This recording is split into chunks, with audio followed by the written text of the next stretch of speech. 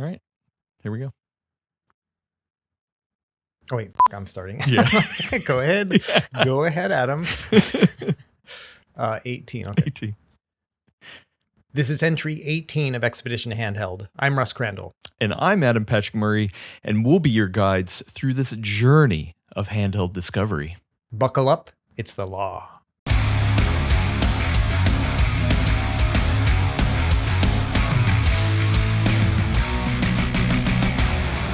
Russ, I feel like you're back to your normal voice. What is you've been taking some cough drops, some tea? I got some good sleep. You know, I'm feeling normal again. I'm like awake. I'm aware. I'm making jokes. So yeah, just firing on all cylinders right now. So you're really sleeping happy. through the night? I am sleeping through the night now. Everything's back to normal. It's hot here in Hawaii though. Like it's been really hot. Like up to, people are going to joke, but it's like up to 90 degrees, which is like our threshold here. You know, 90 plus humidity is rough. And so, and without AC, and right? without AC. So we're just hitting, you know, I got like vortex of fans on me while I'm sleeping and stuff. And yeah, it's been rough, but sleeping through the night and feeling good.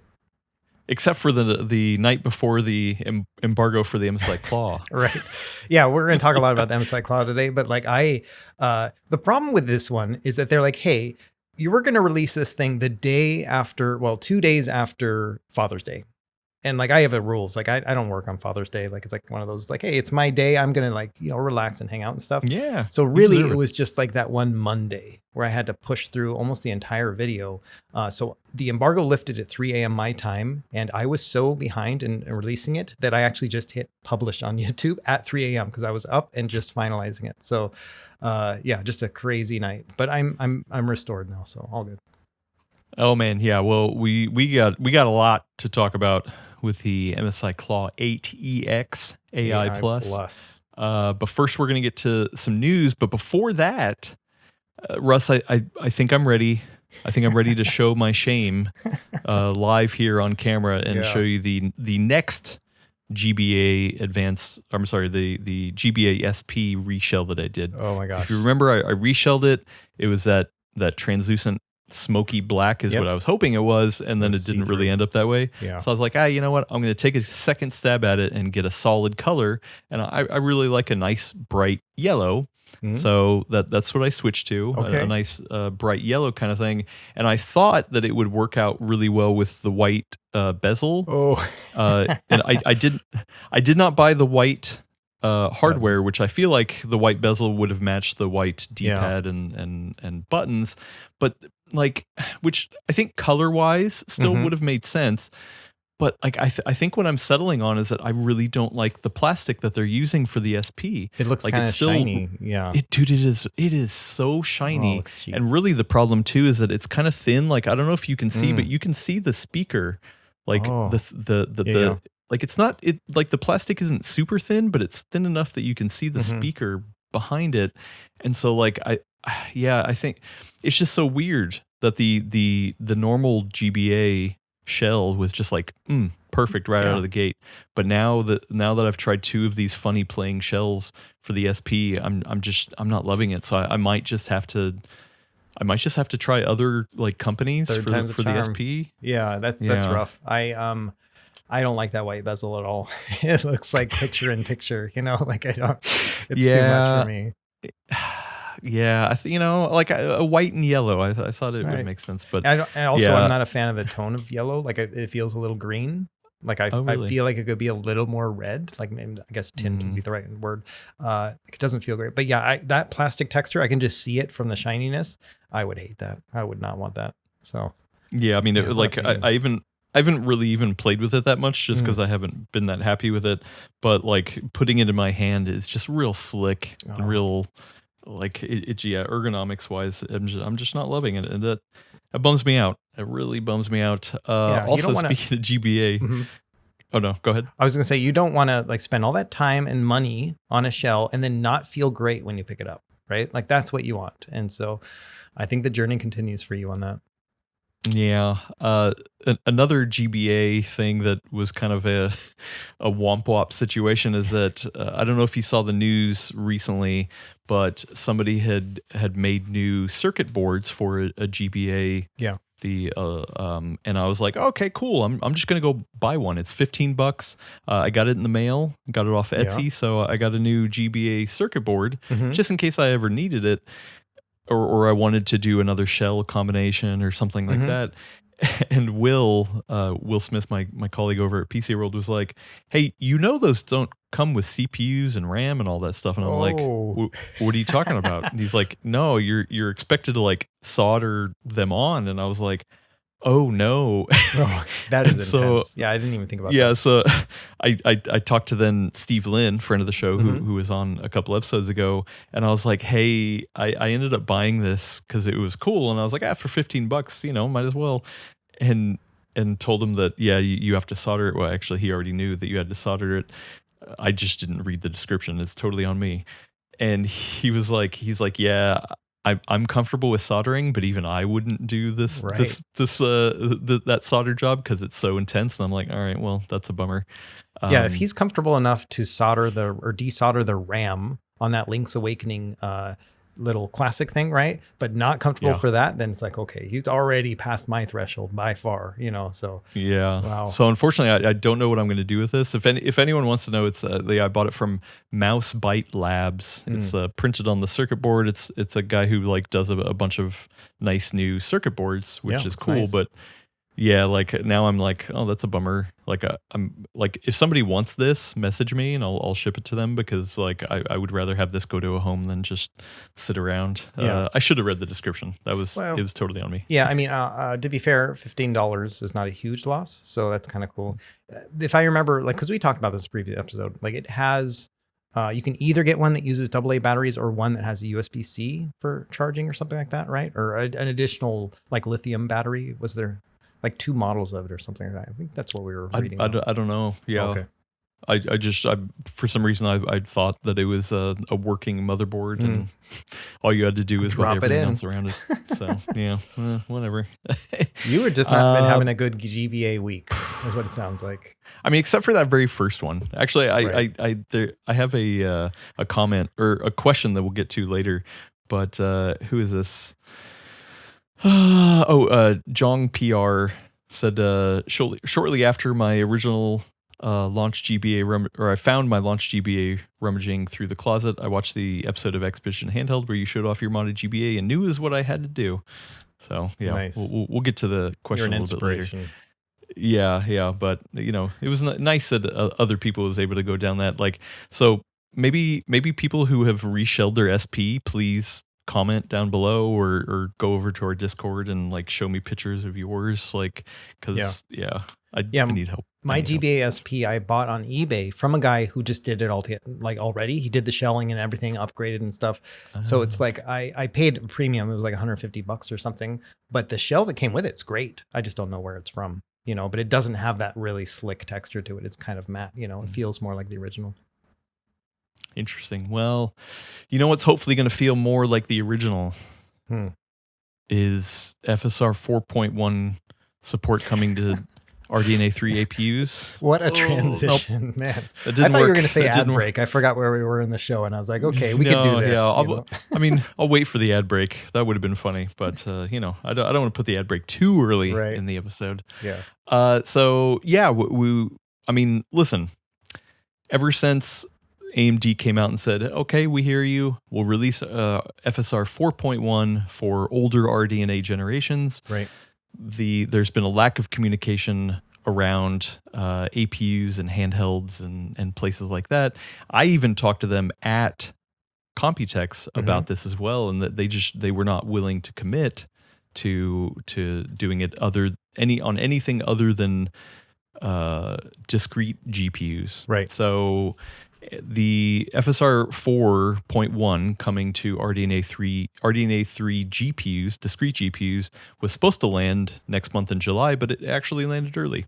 And alongside that, they have a little post or one little sentence coming in that is giving us a little bit hope for handheld players. Right, Russ? Yeah, I mean, that's the thing is that like when they first announced this option, and that was like a month or two ago, they said they didn't say anything about APUs, but then in that trailer, they showed handhelds. And it's like, okay, what are you guys doing here? You know? And so it felt like either they got the video wrong or they were just being kind of coy about it. Maybe just not wanting to commit when they still were working through it. But yeah, this is the first time we've actually seen an actual announcement. So in this tweet from Jack Hune, he put, for RDNA 3 APU players, we're developing lightweight machine learning models to bring FSR 4.1 to even more devices. Right. Yeah. So, and it says specifically RDNA 3. So no official 3.5 support, which I think is going to be important for like Strix Halo and right. places like that.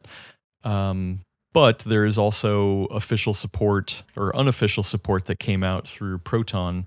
There's a link over to the a video cards article that I need to bring up that essentially Valve has kind of done the work for them and put FSR 4.1 into their Proton stuff. So like it's able to, you're able to still kind of get around it essentially, but I mean, I would still like to see official support, right? You know, or AMD officially coming out and saying that.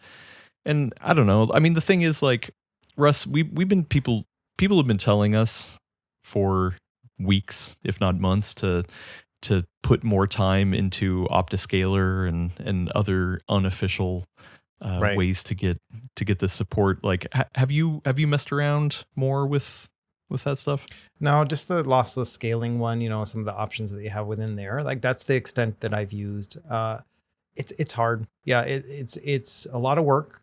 And it really requires like specific knowledge about the hardware and then the app that you're using and all the tweaks for each individual game. Like there's just a lot. And so, yeah, I've been hesitant to dive into that world because it's like I'll lose a week of my life at that point, you know.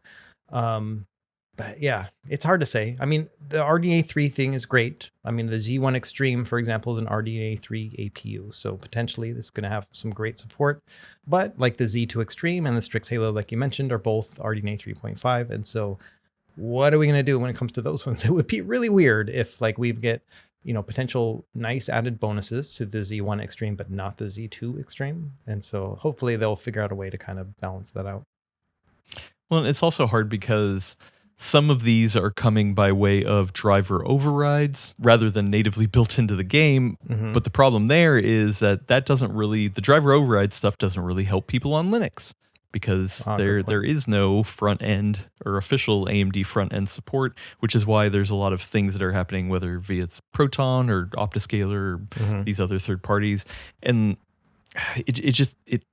I feel like there needs to be a chart somewhere that's like, hey, do you want to play X game? Which OS are you trying to play it on? Which driver or which hardware support are you trying to do it on? Oh, okay, well then A, you either pick it through the driver override, or B, you can select it in the game, or C, you install the third-party software. You know, like, it becomes so complicated, and it doesn't have to be that complicated, right? Yeah, it's bad. I mean, I feel I say this every time, but like we're in the trenches right now of the upscaling wars. And I don't want to be in the trenches. I want to be, you know, General Eisenhower watching from afar, making big decisions and just pushing buttons. You know, that's where I want to be. Just make all this stuff easy. That's all I want. And I know I'm like hand waving it, and there's a lot of work going involved, and there's so many people that are doing stuff for it. But as a user, we're just not there yet. Yeah, it's complicated for everyone, and I don't think anybody's intentionally trying to make it complicated. It's just there's not an easy way to do it, and I think at the end of the day, the reason why it's kind of upsetting is because the work into the upscaler, like just by itself, is already amazing stuff, and I just want more people to have access to it. Right. So yeah, I mean, at least we're heading in the right direction. Yeah. No, I think we are. These are all growing pains. It's making me think about like the early days of Wi-Fi and using like a cable modem and stuff. Like it was very complicated for those who weren't around back then. Like it was so complicated to get things back running. In my day. Yeah, and you would have to log into your router and like open up ports and all that stuff, right? And that just required an additional level of knowledge, and it was very complex depending on the version of the router and everything else that you had. And nowadays, what do? You just go and buy whatever, your Google Mesh, whatever it is, log in, and then it does all the work, and that's where we're kind of in that post like configuration world when it comes to Wi-Fi. You can still obviously tweak it. But that's where I want us to be in the upscaling wars. Yeah, and we're not really going to talk about the Steam Machine here, but one of the things that Will Smith has kind of brought up in like Dual Boot Diaries and things like that is that imagine a world where through Steam and the front end launcher, it could already detect the hardware you have. I mean they already do that. They gather that information as long as you opt into it, and then they already do have community profiles for the Steam input stuff. Right. So imagine a scenario where just like Steam input, it recognizes what controller you're using, or you can pick different controller layouts from the community. Imagine if the same thing existed, but for configurations. Be like, oh, hey, you know what? We see that you have this kind of hardware, or you can go through a list of community kind of things, and they're like, hey, you know what? I think this is the best version of XYZ, and here I've got launch arguments that'll give you FSR 4.1 support, and all that kind of stuff. Right. Like, I can see a future where we get there, but it's going to take time. Yeah, and I feel like having a setup like that would actually even be good for like the graphics companies too, right? So say, for example, there's like a voting system or something, or like, hey, this game, Returnal or whatever, looks the best with Intel XeSS, FSR looks like crap or whatever. And then that feedback loop somehow makes it back to AMD. Like, all right, why is FSR looking so bad in this game? What can we do about it? Like that would be kind of a cool thing to see as well, is having that feedback loop to just basically, a rising tide raises all ships kind of thing. I mean, now I think about it, the closest analogy that we have is GeForce, or now it's called the NVIDIA app, right? Where you can go in there at a per game basis and use a slider to say, oh, I want quality or I want performance, and hit apply, and it'll apply the config, like it'll override the configuration file to give you certain things. I personally never use it, but like, I never use it. And also, guess what? I mean, NVIDIA is not really in any handhelds right now other than the Switch 2, so that doesn't really help us. But like, I guess that's one place where it happens.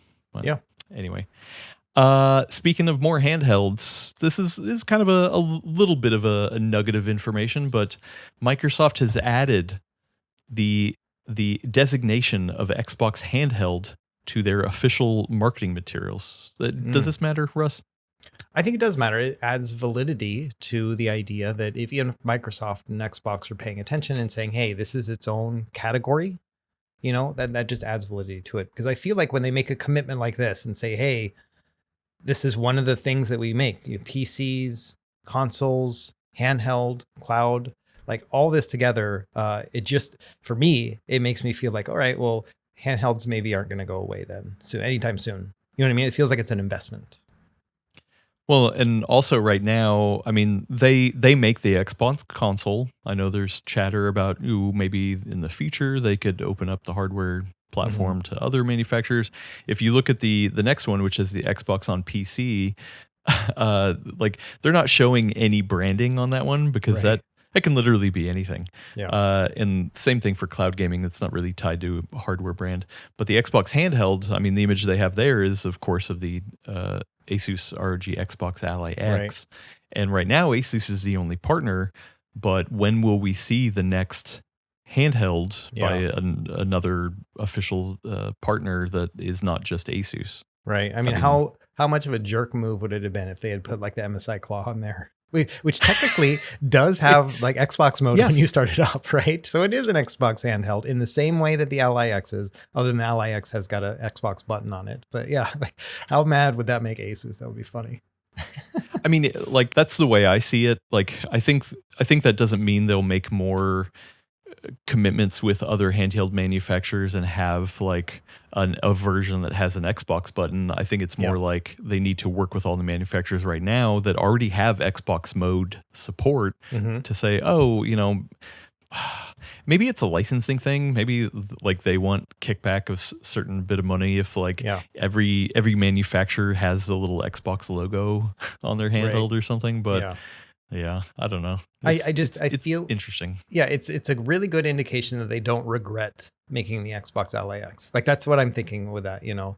The other thing to look at under the ways to play in that graphic that you're showing here on screen, it shows Xbox Game Pass, Series X and S, Xbox on PC, Xbox Handheld, and then Steam. It just says the word Steam, right? Like just Steam. That's crazy. Like, and that I think also leads credence to the idea that this next Xbox, like Helix console or whatever, will allow you to play Steam games on it. And so hopefully that's what we're looking at here. Yeah, hopefully that's what we're looking at. What else we're looking at is new handhelds by Anbernic. It's another week and another new handheld. So this one is not just a new handheld, though, which I think is interesting. We can talk about that. Yeah. But also it comes with a new naming scheme. Right. Like, to be frank, the Anbernic naming scheme has never stuck with me. I'm sure you've gotten used to it because you've messed with a lot of their devices, but I don't have that many Anbernic devices, and I feel like every time I'm like, okay, what does the XX mean? I don't know. It's such a, they keep painting themselves in a corner, right? And so they're just like, okay, well, we'll add this name to this, and then so this is where we're at today. So let me break it down for you. So RG is just retro game. That's what that stands for. And then then first two numbers after that are the size of the screen. So 5.5 in this case, the RG55G1. So 5.5 just means 5.5 inches. So that's easy, right? And you can see that across all of theirs, like the RG40 whatever, the RG35 whatever. Like it's all just screen size. It doesn't necessarily indicate aspect ratio or anything else like that. It's just dimension, like the diagonal dimensions, basically. After that, it's usually, or it was previously, the chipset. So RG350 was like their first big one, you know, and then there was the RG351 series, and that had the RK3326. Then they went up to, they only made one in the 2 series. That was RG552. And that one had, I forgot the name of that rock chip, but it was like really power hungry, and they stopped with that one. Then they went to the 3 series, RG353P and M and stuff. And then they skipped 4, and that's just a Chinese thing, right? Because there's like 4 associated with death and stuff, or whatever. Then they went to the 5, so RG505, and then 6, so like the RG556, their 5.5 inch, 6 series. And so that was the Unisoc T810, I think. And then finally, RG557 was their most like updated, and then they had others, 477M and stuff like that. And that was the Dimensity 8300, which they're still using. And that's like their most powerful chipset. So you would think their next series is going to be RG558, right? But they went with G1 instead. And so this, I'm assuming, has to do with the chipset still, but they have no indication of what it is. But my guess is this is one of the Snapdragon like G1 series of chipsets. And so that's probably what we're looking at here, which probably doesn't have the same power as the 557. And so I think that's why they didn't want to use 8, because it's always a more powerful chipset when they go a higher number. So that's my guess, is that this is a G1 like Gen 2 maybe, which is in the Retroid Pocket Classic, which is great, but it has like no GPU in it, which means that certain things aren't going to work as well. So that's kind of what I'm thinking here, is that they're using this G1 to basically separate it out from their typical number standard while still like kind of having its own little niche. We saw that with the XX devices. So those ones had a completely different chip. Like they went backwards in performance power, but that was like their budget line. And so that's why everything had XX in it, because like my joke was always that they put in a placeholder. They're like, okay, 3.5, let's just put XX for now and we'll come up with it later. And then someone shipped it and they're like, oh crap, And so, yeah, that's basically how it goes. They usually will also add a suffix. So that'll be like a P if it's plastic, M if it's metal, things like that. I'm trying to think of some other ones. SP if it's the clamshell, little things like that. And so my guess here, just looking at the handheld, it looks kind of like a Nintendo Switch, 5.5 inch, obviously 16:9 display here. And yeah, my guess would be like one of those Snapdragon G1 chips. If you look at the title of this blog post, they really don't have any specs about this thing at all. But it says a new core for a new horizontal handheld. And I think the core is their way of saying chip, maybe bad translation. They're not good at this stuff. And so that's my guess. Listen, naming's hard. I get it. It is. I do like the idea that the names and the numbers actually mean something. But for me, I always want it to indicate something that matters. Like, right. Does a 5.5 inch screen really matter? Because that doesn't tell you whether it's 16:9, 16:10, 4:3, 1:1. Right. Like all it is just the size of the screen, not the ratio. And then also like, having the numbers that equate the chipset and the power. Yeah. Like, and I mean, it tells me one thing. Yeah. And they're not an actual like convergence of the actual chip in any way, right? It's just an arbitrary number that you have to memorize, you know? And so, yeah. It's a lot. I do think their best names are the ones where they just throw caution to the wind. They're like, all right, RG Cube. Like, okay, well, that's obviously got a square screen, you know, RG Rotate. Like that all makes sense to me. And I like that, you know? So who knows? Well, they're all over the place. RGDS. And I think it's easier too, right? Like if you're like, oh yeah, you know what? Oh man, Russ, there's so many handhelds out there. Which one should I get? And you're like, well, you know, be sure to Google, write it down real quick. It's the RG55XX SPM.12. Right. You know, like versus no. Just look for Google handheld rotate. You know, and you'll probably find the RG Rotate. Right. You know, so like I do kind of like that better, that it's just like a more like a code name, I guess, rather than a model identifier. But yeah, they could have. But also, you probably run out of things with that one too. True. I mean, and then they don't get it right. Like they call the RG Vita, right? They made that, and it can't play PS Vita games, but it can play PSP great, you know. And then I feel like this one, if they were really naming it for what it is, then they should call it the RG Retroid Pocket 4, because that's what it looks like. I was going to say that. Yeah, this totally looks like the Retroid Pocket 4, right? Yeah, right. Can you imagine if they said that? RG RP4. Actually, that would be pretty funny. Yeah. Well, I mean, you got to hang out with the team. Do you think they have a sense of humor like that they never do that? Not at all. They are not self-aware enough to get the joke for that kind of stuff. You know what I mean? Okay. Yeah.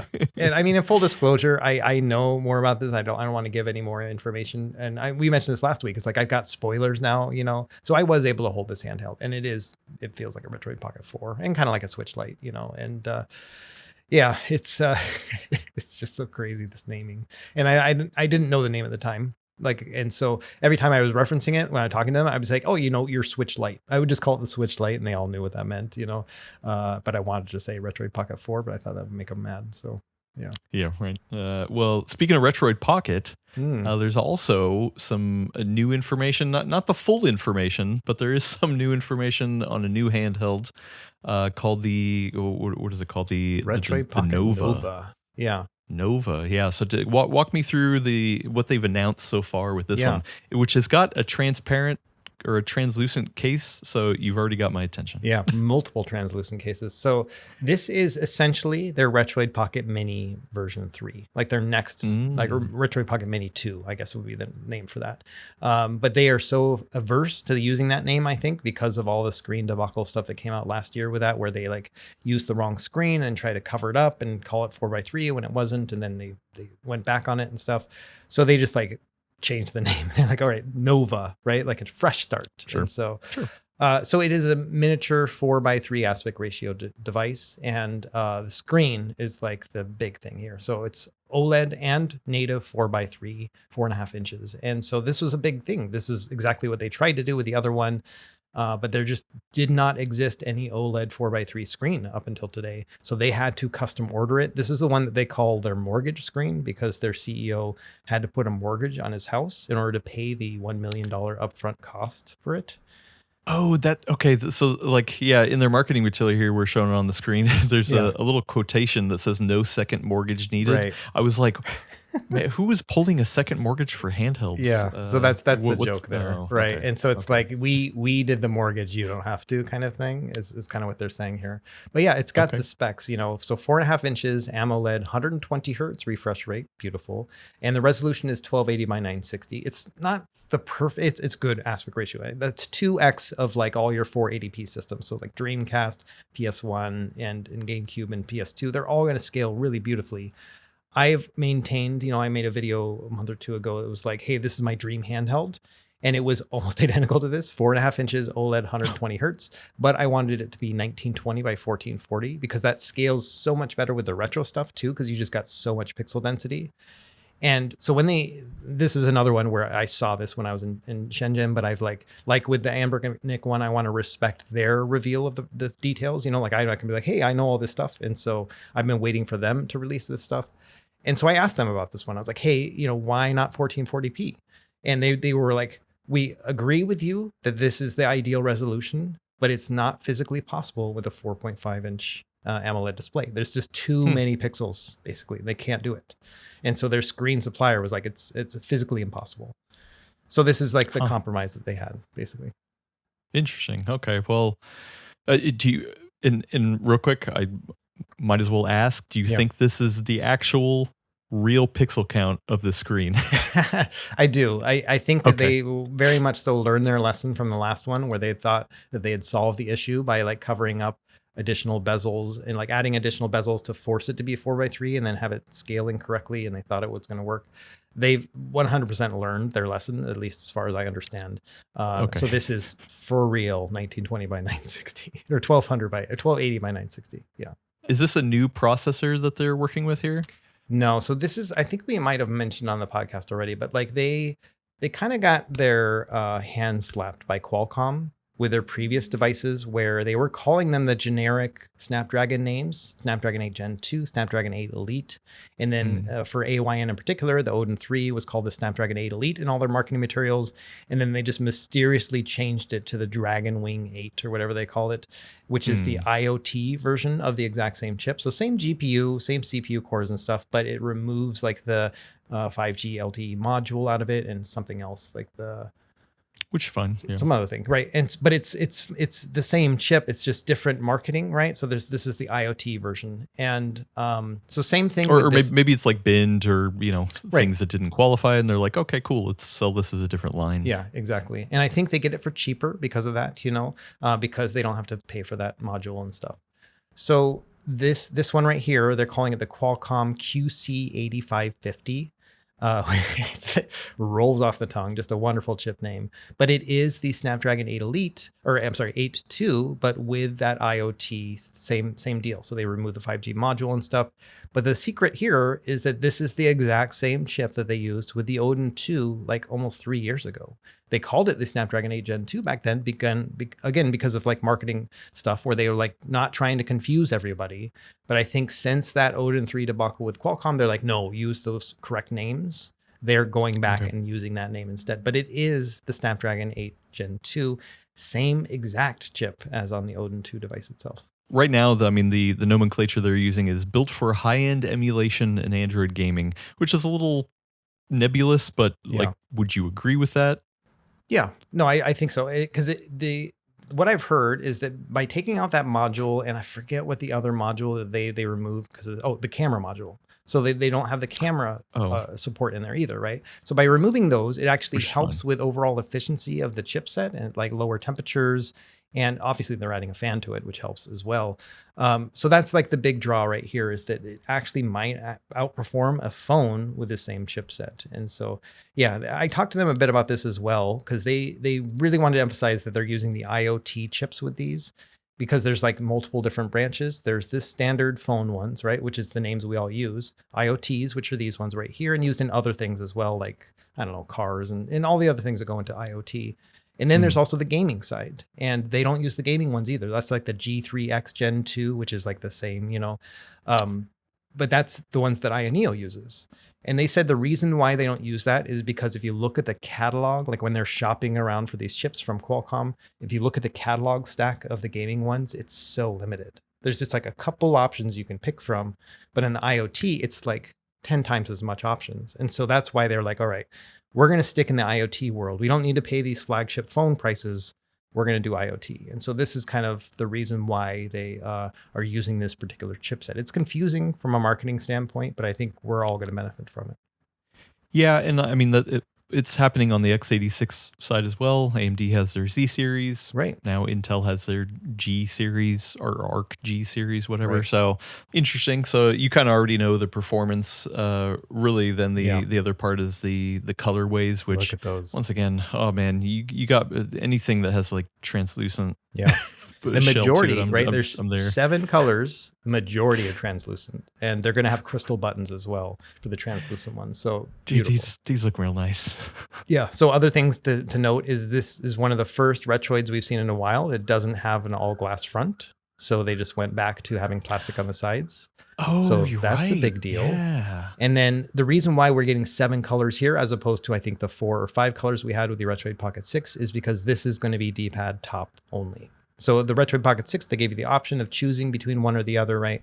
But that really complicates their assembly process. It really complicates their like inventory and stuff. So they were screw it, D-pad up top only, which I think is the right call for a Retroid focused device like this at 4x3.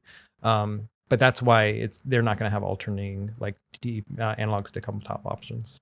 So Russ, the last thing to talk about is the pricing. And just to let people in on a secret, we actually recorded that pricing segment before the pricing was announced. And so the information was outdated. And I decided to give you a call up right before this is released so we can get the most up-to-date information. Yeah. And we have the prices now. Russ, so what are they? Well, before that, let me say, I figured you out. It's, you like chatting with me so much that you're like, hey, maybe we should just like record an additional segment this week, And so it's like, right. 3-4 times with Russ every week. I get it. So yeah, I'm bogarting your time, man. Right. Just kidding. So yeah, the prices are very good. I obviously had this thing in my hands like a couple weeks ago, so I've had a time to think about it, and I was guessing $250. Like starting price plus shipping and all that stuff. So a little bit more expensive than the Retroid Pocket 6 because I figured they were going to recoup the price of of making a whole new screen. Like they were going to kind of push that onto us, but it's cheaper. It's actually lower than I expected, lower than the Retroid Pocket 6. So it starts at, it's kind of complicated. There's like 4 different price points. $229 plus shipping for an 8GB RAM model, 128 gigs of storage, but that's only the solid color option. So that's like the Game Boy purple looking one, the black one, solid black, and then there's the 16-bit one, which is tan with the rainbow colors. That one's $229. The transparent ones, which I think a lot of people really like, are $5 more. And my guess is for that is that creating a transparent plastic shell, I think is more expensive than the regular one. It has to be thicker. Like there's all sorts of things I have to deal with. And then also it uses crystal buttons, which I think are more expensive to manufacture too. So I feel like they're just kind of putting those costs on us, which is fine. Like I've been going back and forth about that too. So $234 versus $229. I kind of prefer that they're like, listen, this is the straight cost for each, as opposed to making them all $234, which they could have done and gotten $5. So yeah, and the step up to 12 does not include a storage step up as well. It's literally just RAM. A RAM upgrade, which I thought was interesting. So starting with 12 gigs of RAM, it's $270. So essentially, what is that? That's like a $40 increase for 4 more. 40 exactly. 4 more gigs of RAM. Do you feel like that's actually pretty fair in this? Yeah, pricing? Actually a lot of discourse on Discord about this stuff, and somebody told me they look like they are involved in supply chain stuff and whatnot. And they said right now LPDDR5X is like $10 to $20 per gigabyte of RAM. And so they're like, this is actually about in line with that. So it looks like it's just straight up, this is our cost, this is now your cost kind of thing. So yeah, $269 for that. So yeah, exactly $40 more. Again, $10 a RAM or $10 a gig of RAM. And then the next one is $274. That's for the transparent model. So that, again, $5 an extra for the transparent ones. Now, is this standard for Anbernic not to increase the storage capacity as well? No, this is the first time ever. You just said Anbernic instead of Retroid. Which is I'm sorry, Retroid. Just well, sorry. We were talking about Anbernic earlier, Yeah. And this has got to be a pricing thing, right? Because if they would have had to increase the RAM and also the storage, it would have been even more than that. They've been messing around. No, not at all. They've been messing around with this stuff for a while. With the Odin 3, they did the same thing where they like increased the RAM, but not the storage, or maybe it was the storage and not the RAM. Like they've been kind of messing around with things instead of just making it straight both RAM and both storage update or upgrade. And so that's why, I didn't really bat an eye at that. I'd rather just have the 128 gigs to work with internally and then throw everything else on a micro SD card, and nowadays, like the only thing that I used to make an argument for was game native, where I was like, oh, you need that space for PC games. But nowadays it's like standard. You can just go in the settings and set your storage to your micro SD card. It used to be very difficult to do that. Nowadays you can just be like, no, throw the games on the SD card. It might have lower, slower loading times, but yeah, I'd rather prefer that personally. The last thing to note is that there is a pre-order bonus for those people who are going to be able to get in early. A couple little nice to haves, I guess. Yeah. So they, when I had talked to them, they had mentioned that they were going to have the option at checkout for people to buy the additional ergonomic bump on the back instead of just the flat back, which is standard. And they had said, $5-10. We're not really sure yet. But now it's actually a pre-order bonus. So I'm sure they'll still sell it $5-10 once the pre-order period's over. But for now, it's actually going to come free. So the device will come flat, like it'll have like that Nintendo Switch Lite kind of look on the back. And then it also will come with a back plate that you can just swap out 4 screws, take them out, put it back in kind of thing. So pretty easy repair job if you want to have those ergonomic bumps instead. And people love them, people hate them. And so I think this is a great option. And it comes with a screen protector too. And so that's just a nice little pre-order bonus. But I also love the fact that they're going to be selling that later on too. And how does Retroid usually do pre-orders? Is it get as many orders as they can within a certain time window, or hey, we have set number of hardware pieces, and once those are done, the pre-order's over? Yeah, they actually they just let everyone order as much as they want, and I think that helps them to kind of figure out how many to manufacture, because they got 7 colors, right? They can't make 1,000 of each and then hope that everyone's going to buy each one. So I think this helps inform their future production, and then they need like a month lead time, so they're expecting this to actually ship in late July. It's an expensive handheld. It's obviously like the cream of the crop of 4x3 gaming, and that's a big investment. But man, can you imagine? Like this is, I can just like put all my 4x3 devices on this desk and then just push them all off. That's what I feel like I could do, right? It's like, I'm not going to play with you guys anymore, right? Listen, if you get this in for a review, please, you got to shoot that as your intro. You're like, grab your favorite snack and drink and wipe the table with all these. Bye, guys. Yeah. And the thing is, I did that Dream handheld video. I had no knowledge about any of this stuff. Like everyone keeps saying, oh, you went and showed them this and you guys were in cahoots. I'm like, no, this is just like what I dreamed up of, and they were already working on it, But the only thing that like isn't in line with what I was hoping for is I was hoping for that 1440p resolution, which I understand is why it can't be there, Everything else, I mean, we're talking like the buttons, the screen, the fact that it's not all glass on the front. Like they nailed it. Anyway, cool. That's it for news. Let's take a quick break. Let's do it. Get some water and dive into the MSI Claw 8EX AI Plus.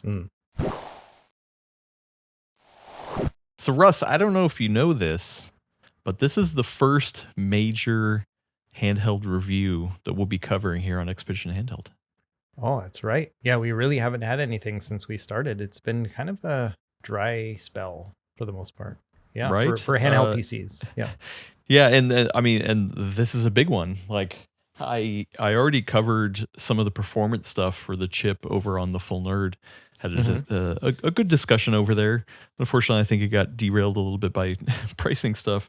But like I think the G3 Extreme, the performance we're seeing here, but we're also seeing across the whole Panther Lake line that I've tested so far, like is definitely a huge turning point for Intel. Like and then for this device specifically, I think this is also a turning point for MSI. Like before we even get into details and testing and all that kind of stuff, I think we need to at least take a step back and think how crazy it is that over a 2-year span, both MSI and Intel started off with a handheld that was kind of a laughingstock in a lot of ways. Absolutely. A good first attempt, but like nobody ever really recommended the original MSI Claw 7. And then now to being like on top of the game performance wise, and also device wise, like that's crazy, feel like dude. I feel like we were just making fun of Anbernic for putting a number based on screen size in their product name, right? And MSI keeps using 8, right? Claw 8, whatever, right? There's a third one, I think, that would have the word 8, number 8 in it. Yeah. And this should have been called the MSI Claw 2, because I feel like it's a generational leap. It is like an actual leap in terms of quality and then performance and just everything else. Like this is the one that they find, like everything finally came together. And the crazy thing too, it's been 2, maybe 3 years since they first announced that first MSI Claw. but they made 4 of these things, right? They're on a faster than yearly cadence in order to catch up and get ahead of this. And so, yeah, real big change from those very early days. Like I remember MSI like messaged me the very first time I'd ever talked to them. They're like, hey, we want to send you a review unit. I'm like, okay, cool, great. Here's my address and stuff. And then it's like getting closer to the embargo date. And I'm like, I haven't seen it. And they messed up the shipping. They forgot, like in Hawaii, to ship something over with a battery, you got to put like this battery sticker on there. It's like, hey, this thing's got a battery, you know, and they didn't, and it got returned to them. And so I ended up waiting for launch day, going to Best Buy and buying one. I was like, don't even worry about it. You know, I'll just buy the thing. And so I bought it and reviewed it. I still got it in the other room, you know, like that's like, it's kind of like this level where I was like, wow, these guys are way behind, you know, not just like a little thing, right? Obviously shipping to me is not like the end of the world, right? But it was like an indicative thing where I was like, wow, these guys are like, they're really playing catch up compared to everyone else, just in all the little things, you know? And now we're at the point where it's like this is really an exciting handheld and probably the first time I've actually been deeply excited about an MSI Claw. Yeah. I mean, and before we get too far, I think we need to have the pricing discussion right off the bat. Yeah. So please. We kind of talked about this over the past couple episodes, of course, with the all the announcement and the stuff around Computex. And then you know what? We did have the pricing last week. I think that was our only piece of news that we really covered. And then I guess the other wrinkle that's been out there is that the One X Player 3 has actually been listed as well. It's an Indiegogo campaign, and so the pricing over there is public. So the entry level one, which features 24 gigs of RAM and 512 storage, has a price right now. I think this might be early bird pricing, but it's $10,968. That's a lot of money, Russ. $10,000? Like what? I'm sorry. Real quick correction. Hong Kong dollars. Oh, okay. Yeah. Whew, boy. You had me for a second. That's funny. Yeah. So that's it's equivalent to $1,400 US is what they're looking at there. Yeah. Which is so big undercut. Yeah. Yeah. And we were kind of talking about this off the line a little bit. I guess I'm not sure what's happening here, because some people are like, oh, look at MSI. They're making a huge markup on their device.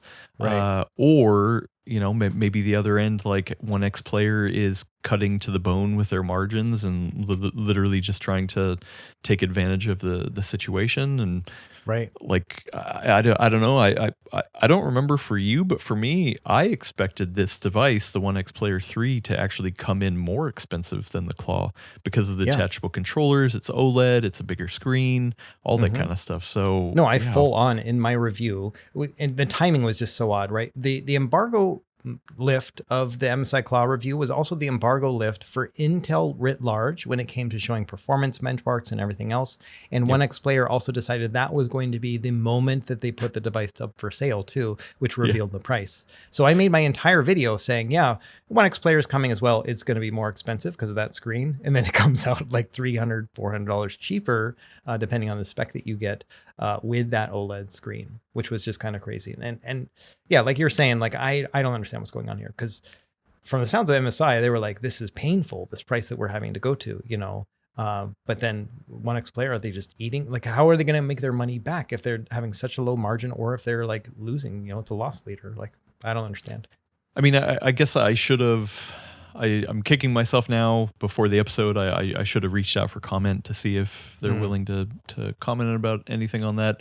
I mean, I will say that like this is, you know, maybe this is like early bird pricing. Maybe they do end up bumping up the price for, you know, like ones that are past the campaign date.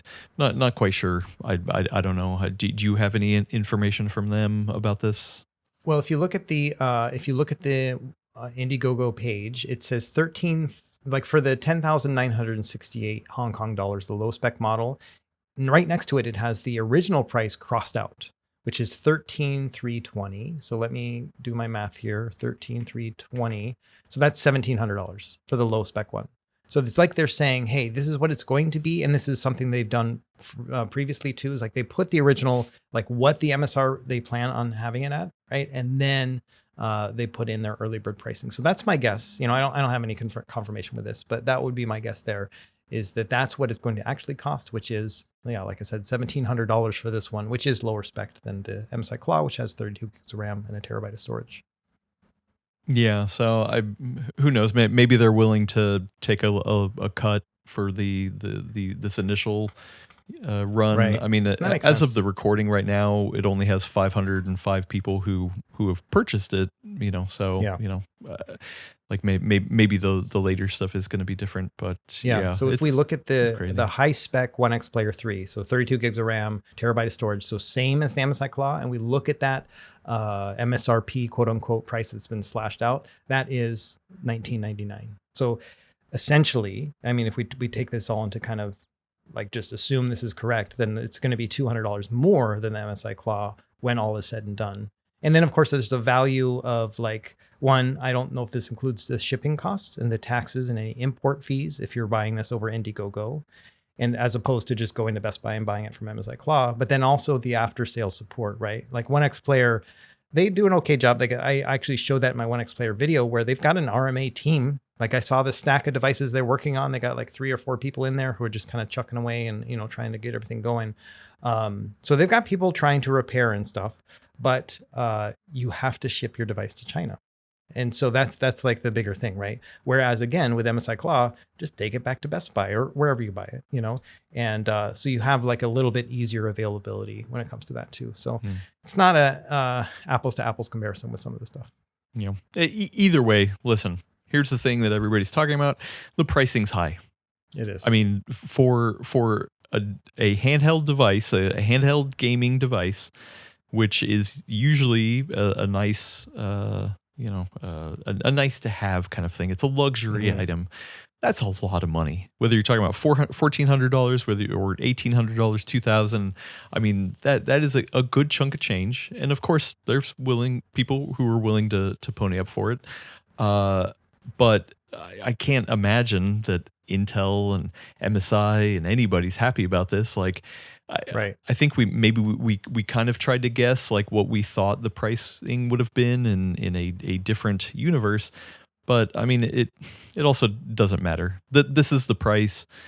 Like, buy it or not. I mean, I feel like your review video of the Claw 8EX completely lined up with my thoughts, and it's one of those things of like, okay, cool, then take that information and do with it as you will. But it's still exciting to talk about. Like, I still feel like we can cover it, and even if you're not going to buy it, it's still something that still needs to be kind of discussed rather than just thrown away because the price is so high.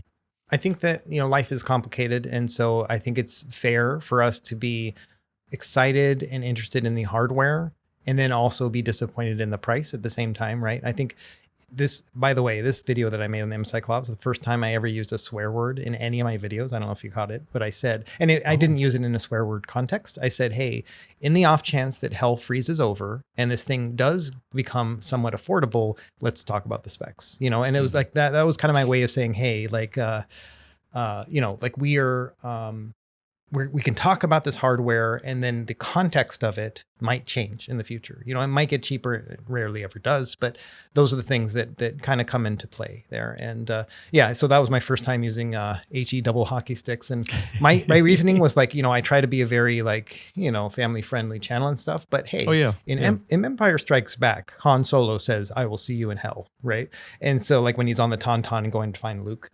And so I was like, all right, I can say that if Han Solo can say it. And I've always found that to be a really odd, this is a Star Wars kind of divergence here, but like, it's always odd that they use the concept of hell in like this other fantasy, like sci-fi property. Like, how do they know about hell? You know what I mean? Like this happened before Earth, right? A long time ago, galaxy far, far away. So anyway, but that was my reasoning of why using the word hell like there.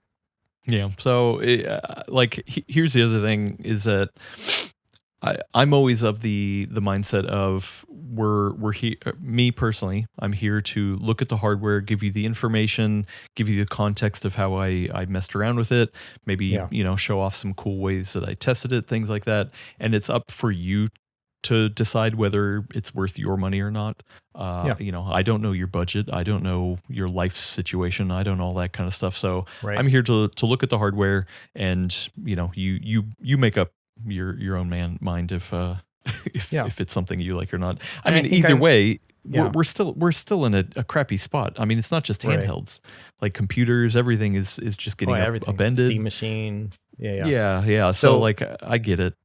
Yeah, and the way I take it is very similar to that, but I go like one step further, I feel, and that I also will do comparative value analysis and just overall value assessment, and not necessarily advice in any way. I'm not saying buy this thing, this is worth it, but more along the lines of this is a appropriate value compared to other things that you can find in the market, or if you're looking for cheaper, looking for more expensive, these are your options. And so I think that in the context, and I think I kind of spelled that out in my review, I think in the context of what you get for this and market value and everything else that costs money, like this seems like a fair value. Yeah, I mean, like this is a smoking device. I think the other thing I want to kind of bring up that I didn't really do in any of my testing. I know you kind of discussed it a little bit, but in my mind, yes, Strix Halo devices exist and they are in the market, and that is technically the highest end of that you can get. Right. But I still think this really truly more represents the high end of the market. It's in multiple devices now. It's in large, brand name companies like MSI, Acer, companies like that. And it's something single actually device as opposed to attaching a battery on the back, like So real quick, how do you feel like Strix Halo should be a part of this conversation? Same. I feel like it is a chipset that just doesn't belong in handhelds. Like it's too much CPU, too power hungry, too hot. There's just so many things with it. And I mean, the proof is in the pudding. I reviewed the GPD Win 5 last year, and I have not touched that thing over the past 6-8 months, other than to turn on, update drivers, that kind of stuff, and just check it for comparisons and stuff. And that is a killer device in terms of performance and stuff. It's just crazy. And I've got no desire to use that thing other than to keep it around for comparisons. And I think the proof's in that pudding there. And I actually had a whole segment in my video that I ended up cutting for brevity and stuff, even though it was a 53 minute long video. It was going to be longer. And the part that I took out was a kind of an argument and assessment that if you're looking for a handheld that will also be your main PC, docked and everything else, then the Strix Halo is a better option because of that really powerful CPU. You can use it for a variety of different tasks, a little bit more than something that's been tuned for handheld gaming. And so that's kind of the argument I was going to make with it. And I was like, this is just, it's too like wild of a story here. And so it probably could be its own video. Yeah. And also I think the other part of it too is that we have yet to really see a proliferation of the more gaming focused Strix Halos with the cut down CPU part. Right. So I like in my mind, it's just not really a contender. Yes, people have done it, and yes, there is something that's more powerful than it. But for the most part, I feel like this represents the new flagship. Like I think in a different world, this was going to be expensive either way, and this is one of those devices that comes out and redefines the new high end. I mean, kind of like when the RG Ally X came out, right? That update, like. Almost everything about that was like super high end. And I think that came in at like what, $800? Yeah, $800. Which at the time was like, oh, that's crazy. Now it's like, oh, that's a deal. Kind of thing, whatever. How times change. But like it is always interesting to see what the new high end is. The new capabilities kind of thing. And it definitely turns in the performance.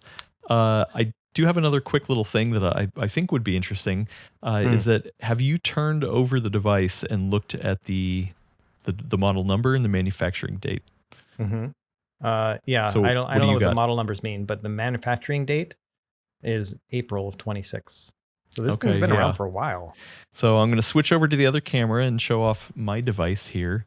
If the autofocus plays with me. So I have a manufacturing date of, what did that say? That's I can't see it. It's so small. 4/04/2026. And then the number at the top left, if you look at it, I have 195 out of 280. Oh, yeah, I get that now. I got 199 out of 280. 199 out of 280. Okay, so yours is more cool than mine. Well, I mean, I think number one, it's interesting to see because like these things are manufactured ahead of time. They have to do quality assurance. They have to do testing on it, all that kind of stuff. So I mean, these pieces of hardware have existed since March, and they've been doing a lot of tuning on it. Yeah. Also, I mean these are like we still have the engineering sample sticker. These are not final release kind of things. Yeah. Our boxes, we didn't get like actual shipping boxes with it or anything like that. Yeah, so it's that. Yeah. That actually, it really goes to show the scale of like something like MSI versus 1X Player, right? If they made 280 engineering samples to make sure they got this thing right, whereas retail, 1X Player over the past, few days now that it's been up for sale, they've only sold 500 to customers.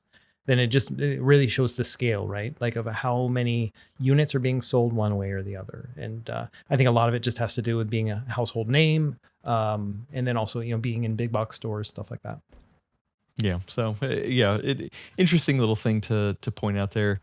Also, I think the other thing that might help set up the rest of the conversation is how we played, because we both tested it in different ways. Like I love your review video. Once again, like you're always the definitive video that I like to watch, and then I kind of poke around with other people's reviews.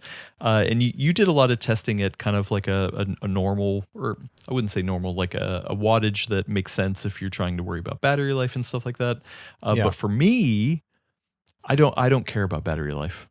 Number one, because like I would say 85% of my handheld gaming is on the couch in the living room right next to a wall plug. So I'm either plugged in anyway, or I'm, like, oh, hey, you know what? Oh, okay, my battery's running low. I'll just plug it in. So I'm somebody who always likes to just play at the max wattage kind of thing, as long as it's not too loud, the fans, all that kind of stuff. But I mean, hey, spoilers, the fans on this are not super loud, even under max load. And then I would say there's probably 12% of my game time then is plugged into an eGPU, so that I can put it out to the TV. So that there, I don't care about battery. And then the only time that I do care about battery is the handful of trips that I take on a plane throughout the year. So for me, I don't make buying decisions based off battery life because I'm just never in those scenarios. I want to know what the max performance is, which is why all my testing, like listen, in a perfect world where we had these things for a month and can do testing 6 ways from Sunday, that'd be great. But I chose to focus on, hey, well, what is the max performance you can get versus all these other handhelds. And that's fair. I think that people want to see that stuff. But that's why it's good. It's nice to have multiple people review something in multiple different ways, because there are plenty of people. I'm not saying that you shouldn't care about battery life. I'm just saying, like, don't follow me if you do care about battery life. You should definitely follow Russ. Yeah. The way I, just thinking about your couch scenario and stuff, I would consider it a failure if I have to plug in my device. Like for me, it's like I want to be on the couch untethered, like just full handheld experience. And the idea of having to plug it in or having to charge and stuff, like that's not my goal. My goal is I've got 2 hours to kill. Can I play? Like what settings do I need to do to make sure I get 2 hours of battery life? Like that's kind of the way I look at it, right? It's like different scenarios of like how much time you have to kill on a long flight or whatever. I think in my video I was like, and surprise, surprise, you're on another plane and you got a long flight, and let's see if we can get good battery. So it's like that's because that's like my big use case, right? Is like being able to just play this thing without having to plug it in. For me, the plug-in part is not happening while I'm gaming. Yeah, and I mean, I unfortunately I haven't got around to watching Carrie's review, but I did see he had a review up over at the Fox. But I'm gonna assume, knowing Carrie, that he probably did some testing just to see the efficiency down at really low wattage. I mean, you did some of that as well, but you know how Carrie is. He's looking at efficiency and things like that. So like it was like 80% benchmarks was what he did. Yeah, it's crazy. Which is why I think number one, it's good for the companies to send devices to multiple people. Everyone is going to come at it from a different angle. Number two, people should not just rely on one voice or review. You should probably, hunt around. And then, number three, either way, I kind of feel like this device, you kind of have your cake and eat it too, right? You really do. It can still get really efficient. But then also, if you want to crank up the watts, you can go. Right. Yeah, and that's the thing with this one too, is like, you wrote in the notes like how we play, right? And that got me thinking is like, the big thing about this guy is not that I can play Celeste on this or, whatever. Like those I can play on my Odin 3 via Game Native and stuff. What sets this one apart for me is that it feels like an uncompromised experience with AAA games. And that's something I really haven't been able to do before, in a way that feels comfortable and relaxing and stuff. And so that's like the biggest thing for me is just that I can play games that I usually would just play on my living room PC with a discrete graphics card. Like I can actually play Pragmata on this thing, no problem.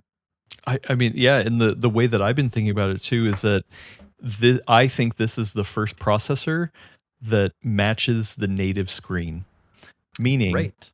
Like if you want to play AAA games on the Steam Deck or the ROG Ally or any of the the Legion Go 2, I feel like I always found myself having to use just either a little bit of upscaling or a lot of upscaling, but most of the time I'd be like, okay, I'm gonna try to set some settings, turn on some upscaling because guess what, I'm probably gonna need it. Here I found myself more often setting the settings that I was trying to target, and then not turning on upscaling and still having a great experience. And like that, like to me, that changes the game to have that much power. Right. Which is awesome. What I tended to do with mine, similar to that, but I would do so 1200p, right? Like not having to reduce the resolution, which is always like something that's a compromise to me. And then I would usually use XeSS or whatever upscaling at the like highest quality preset that I could do. So just a little tick down, right? Just to kind of test it and see how that would go. Because it honestly, at an 8-inch screen, like those artifacts, like for me, aren't apparent, and it's a perfect mix right there. But the other part of it, and in addition to like kind of helping your point here, is like you can play games over 60 hertz on this. Like, you know what I mean? Like I've always seen that where it's like, I'm always just targeting 60. Can I play at 60 frames per second? That kind of thing. Yes, it goes up to 120, but that's like for black frame insertion when I'm playing retro games, But now you can actually play games at like 90 frames per second and stuff on here. And it does feel better than 60. And so I really do like that. Yeah, I was playing, I know I'm a little bit late to the party, but I just picked up the new James Bond game, what is that, 007 First Light, is that what it's called? Mm-hmm. And I was like, okay, it's a brand new game, most of the time I try not to judge too much of a handheld off of brand new games because, it's always bleeding edge hardware, or maybe it's not as optimized right at the launch. And I was able to lock in some settings like right away. Like I think, like I always try to aim for one step down from the highest setting, because a lot of times the highest settings don't really give you much, but it still kind of overtaxes for what you're getting. And so like I don't remember what it was, but I think it was mostly like high under their nomenclature. And yeah, I did just a little touch of upscaling, and like I don't remember the exact numbers. I did have the frame counter up, but I was over 50 average.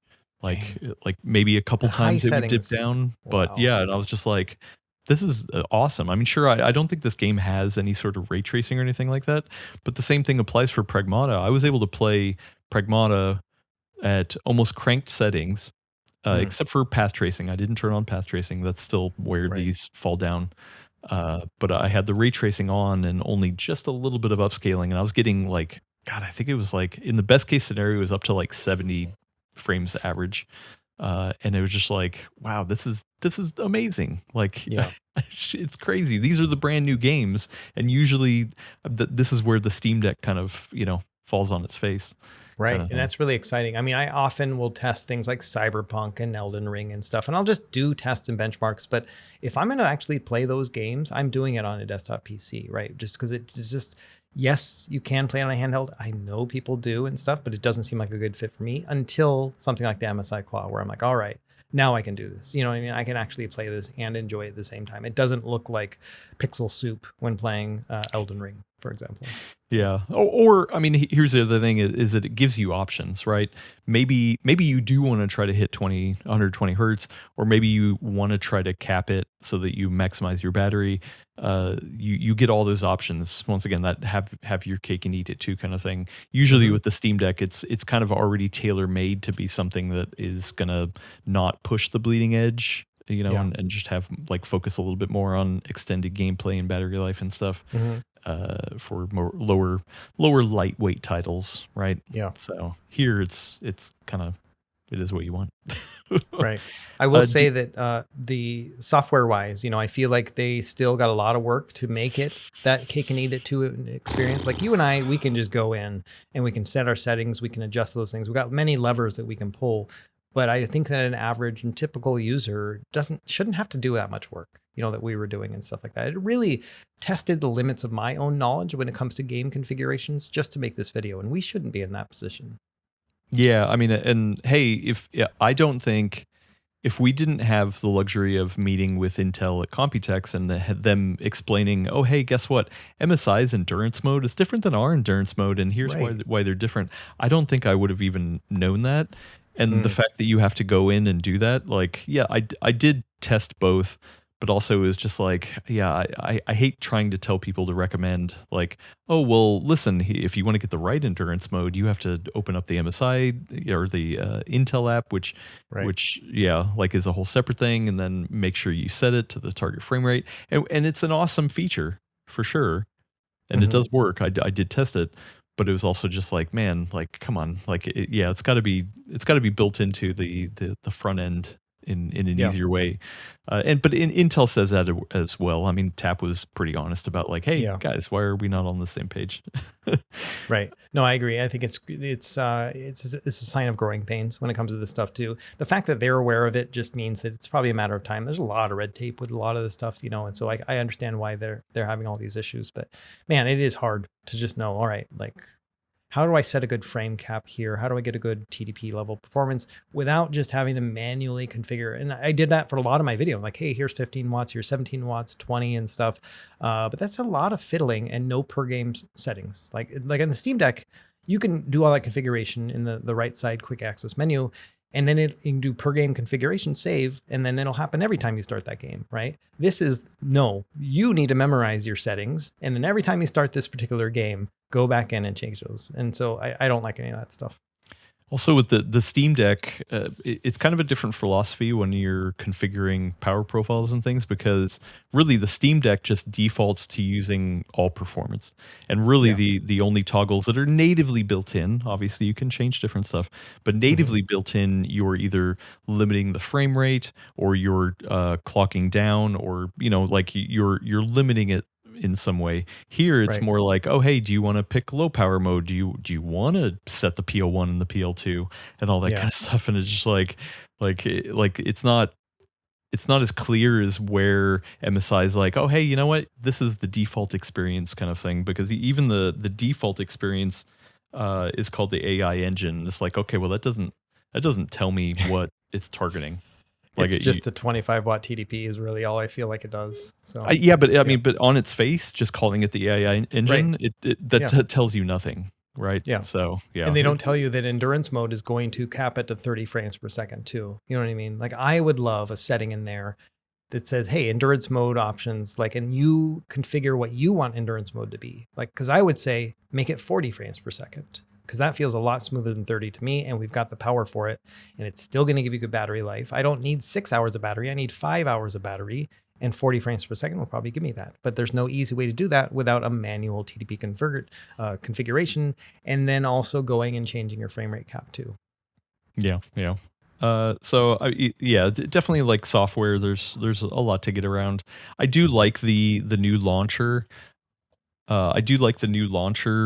The look of the new launcher, compared to the old one, like it is a little more, jazzed up and kind of I feel like it natively integrates with the Xbox bar a little bit better than the old one, so I can appreciate that kind of touch. But it wasn't until your video where you were like, "Hey, I can't find a way to change the brightness of the thumbsticks," that I was like, at first I was like, no, Russ, there was a toggle, like a percentage toggle in the quick access menu, and I was like, oh no, it's not. It's just lighting on and off.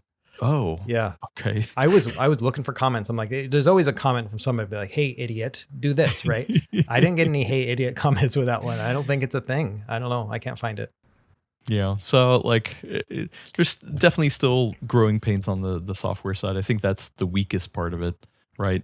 But the ergonomics, I feel like mine have refined a little bit compared to what Computex gave us, because of course, the first time you see anything is just like a gut reaction, and you haven't really had time to sit down and play with it.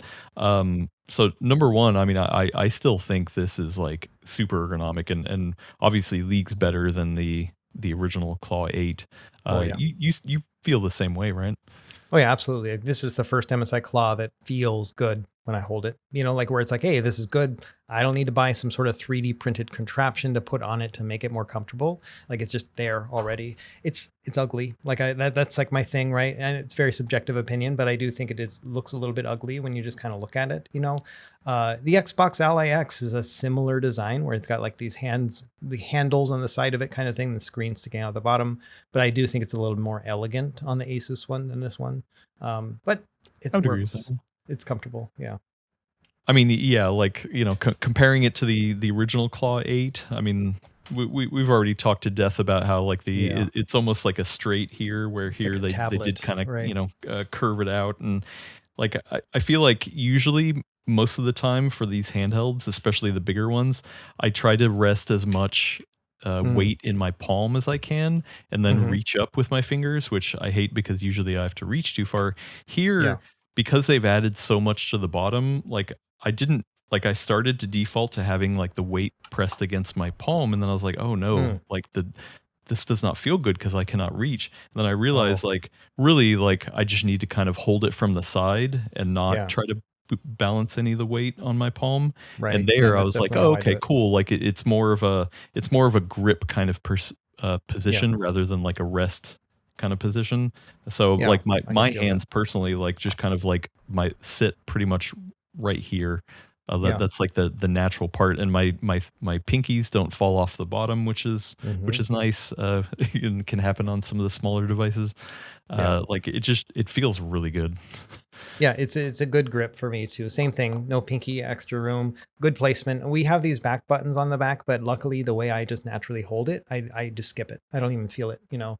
I know you don't like those kind of buttons, and I personally don't usually use them either, but I have set them up for Windows tasks. So the one on the left, I forgot what that one brings up, but the one on the right will bring up my Xbox mode or my Xbox bar. Instead of pressing the other one, which will bring up Xbox bar, and then a second later it moves over to the MSI quick settings. And that 1 second delay is always annoying. And sometimes I just need to get into the Xbox bar. And so I've set that to a different button, and that's a lot faster. Yeah, I mean, where my hand sits, my middle finger pretty much sits right at the edge, the bottom edge of where those back buttons are.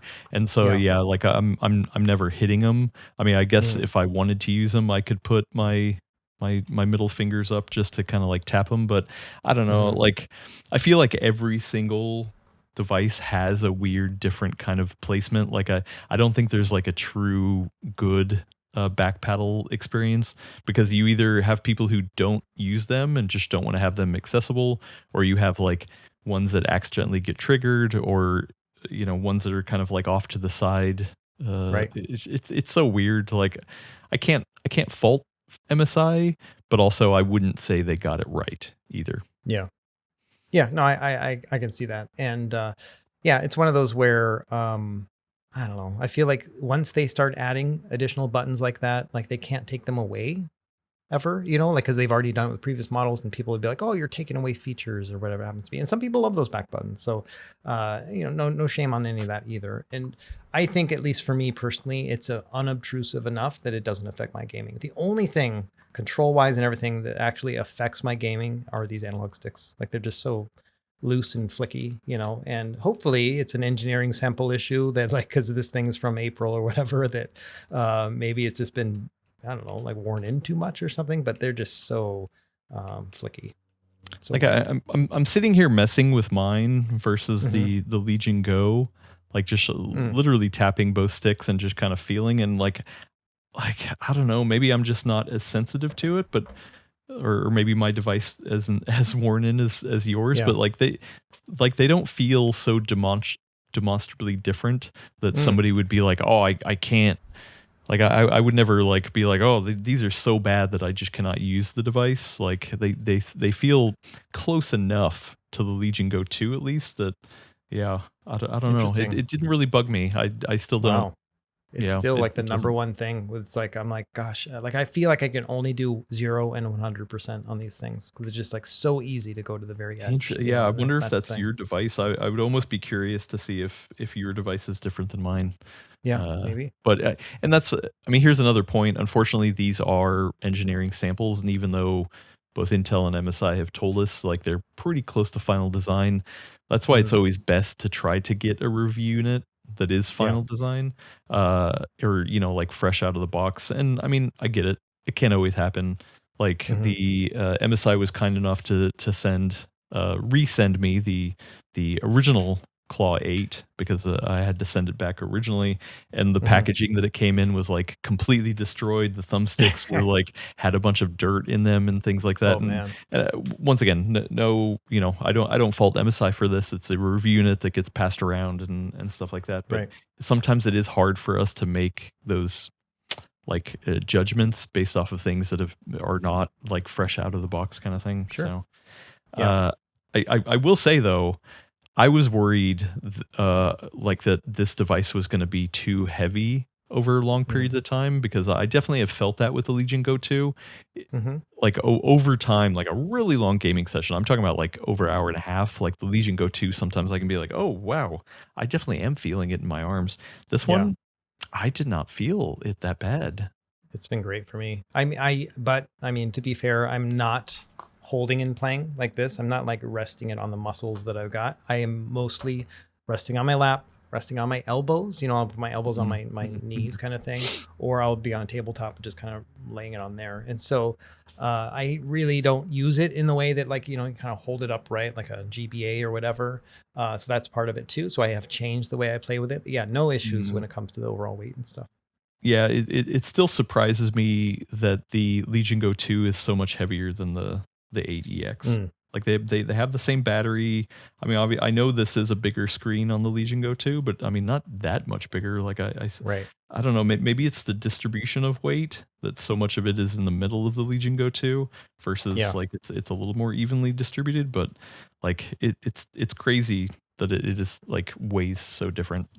Yeah, because it's 785 grams for the MSI Claw, 920 for the Legion Go 2. I mean, another factor is that the controllers have batteries in them. So it's a little bit, but they're lightweight, like controllers, but there's like little things that just aren't even a factor. Honestly, the only 80 watt hour handheld PC that's lighter than the MSI Claw is the Ally X. The Xbox Ally X, which is 715 grams. So it's 70 grams lighter on the Xbox Ally X. And that new one, the X20 or whatever, that's going to be 40 grams heavier than that. So it'll be much closer to the MSI Claw. Not the same, but closer. And Asus did some crazy engineering with that, thinning out the plastics as much as they could and stuff. But I think credit where credit is due with the MSI Claw too, where they actually made it lighter than the previous MSI Claw 8 AI Plus or whatever. Yeah, it reminds me of the RG Ally versus the RG Ally X. Like they added more to it, like a bigger capacity battery, and like battery. Things like that. But they were able to actually shave some of the weight off, even though it is like essentially an upgraded handheld. So that is definitely a win. I think the last hardware thing I kind of want to note real quick, and I know you pointed it out in your video too. Dude, that start and select placement does not make sense to me. And like I constantly reach up and try to hit the button, I feel like start and select should be the ones that are closest to your thumbsticks, and then the the quick action menu stuff is up top, and like, and I know it's something that like is not standardized. There's so many different ways that people try to implement this, but this is not the way. This is not the way. And it's not configurable in any way, right? And that's the thing that kind of bothers me about that too, is I'd like to be able to swap them or do something, putting that MSI Center M button below the start button like that it's criminal. Like, it's actually like, because it's like the moment that I usually want to pause in the middle of a game is because something happened. I spilled my drink or whatever, right? And can you imagine you're just playing, and you're like, all right, MSI Center M, like, and your game's still running in the background, your character's dying, like all those things are happening, yet you get to see your gorgeous library at the same time. Like, it's insult to injury, And so, yeah, they need to fix something about that. Maybe just let us remap it. That's probably the easiest one at this point. Yeah, I think that's probably the way to go, just to be like, I have a software toggle in there that you can just flip it if you need to. Because what I might end up doing is I might just, if I'm able to do that, I might make them both select and both start. You know what I mean? So well, then how would you bring up the overlay? I'd probably do the back buttons. The back buttons. Yeah. Oh, okay. Interesting. Okay. Right. Yeah. Huh. Actually, that's not a bad idea. Yeah. Well, okay. Hopefully, please give us a little bit of relief. Right. Do you want to get into a little bit of performance? Because I have a couple interesting numbers. Yeah, I definitely want to see yours, because like I covered more like, hey, what is it like to use this thing? But I want to see yours, like hard facts, especially compared to other handhelds. Yeah. So the first one that I'm just was curious about was the temperature stuff. So I did a stress test. So 3D Mark has a stress test feature built in for a couple of their benchmarks, and what it essentially does is run the same loop. I believe it's 20 times, and then judges the score based off of those times to say, hey, the thing's getting heated up. Is it having to scale back and throttle itself? Yeah. So then it compares the score from the beginning, the first run, to the very end run to see what the delta is. And TLDR, I mean, it passed all of the ones I did. I did Steel Nomad Lite, which is kind of a heavy duty DX12 benchmark. I did Solar Bay Extreme, which is more for like ray tracing and things like that. Speedway is kind of like an older benchmark, and all of them got 99% like pass. Yeah. Meaning the very first score that it turned in was within 99% of the very last score, which indicates that there is like no thermal throttling going on that you can expect, generally over a length of game session, that you're not going to have to worry about throttling. Yeah. And this is at max performance. This is under manual mode, putting the PL1 to 35 watts and the PL2 to 45 watts and just letting it rip. Wow. So like that was actually pretty impressive. Yeah, that's really good. And I saw the same thing with me in just my regular gaming like experience, in that I would see the fan kick in when it got hot, and then it would be a little louder, but performance didn't go down. You know what I mean? It would just get a little louder to like compensate for it. Temps would go down, and then it would all just kind of balance itself out. So same thing I was seeing too. And that stability didn't really have to do anything with thermals, but more along the lines of like, just like shader caching, things like that. That's the kind of thing I felt like was probably like causing more stutters than anything else. Yeah, and it's not a one-to-one analogy, but I think this is where a bigger company like an MSI or an ASUS that has engineers on staff that have to think about thermal limits and things like that across a whole range of devices. Laptops kind of deal with the same stuff, not at the same scale. Obviously, it's kind of the handheld is like the worst case scenario. Yeah. But I mean, yeah, like the same thing can be said. I've talked to the engineers for like the GPU team and things like that. And so the more attention and the more expertise they have, the better. And this is not to throw shade at smaller companies that don't manufacture other devices, but like I feel like this is somewhere that MSI and ASUS can really flex their muscle and make big improvements. No, I agree. I feel like there's like a team of people who are, and I met some of those guys at ASUS. In fact, when I went over there to Taiwan, it's like people who are just obsessed with this stuff. You know what I mean? Like, I had such a good conversation with them about buttons, and just like the feeling of them, how they stabilize it, like what are they doing and stuff. And they were just loving it. that somebody was asking them the kind of questions that they spend, 9 to 5, like thinking about, and so, yeah, that's probably one of the better things about having a bigger team like that. And then of course, along like a wide range of products too. Yeah. Yeah. And so the highest temperature I ever saw under heavy load was 81C. I don't know if you were ever watching any of that. So I got mine up to 94 at one point. I really? Yeah, it went really high and immediately back down because of the cooling kicked in. Oh, so it was like a spike. Yeah. Okay. Yeah, so yes. But I meant under like normal load. I've definitely saw spikes like go up real high. But right. So when I was playing, of all games, and you can try this one out too, is the 2017 version of Prey. And if I push that one, 35 and 45, it was like, thank you for all this power. And it would just like go balls to the wall. Like it was just maxing out, and so it would just kick in and go all the way up, and it would go around 90 and then 91, 92, 93, 94. Like it really was showing, it wasn't I wouldn't call it a spike. It was like really was getting to that temperature. And then the fans kicked in and it toggled down. And so, but that was like the only game. And it's just, it's probably just a lack of optimization or something with that particular power configuration of that game, where it just took everything you would feed it, But yeah, I definitely saw that one get pretty hot. But again, immediately dropped down. And then it got down to like, once it balanced out, like 79, 80 frame or 80 Celsius. So not bad. So yeah. Interesting. So another testing thing, and I know we've always kind of teased going like, oh, hey, there's a question that we've had in our questions bucket for a while of like, hey, how do you benchmark handhelds?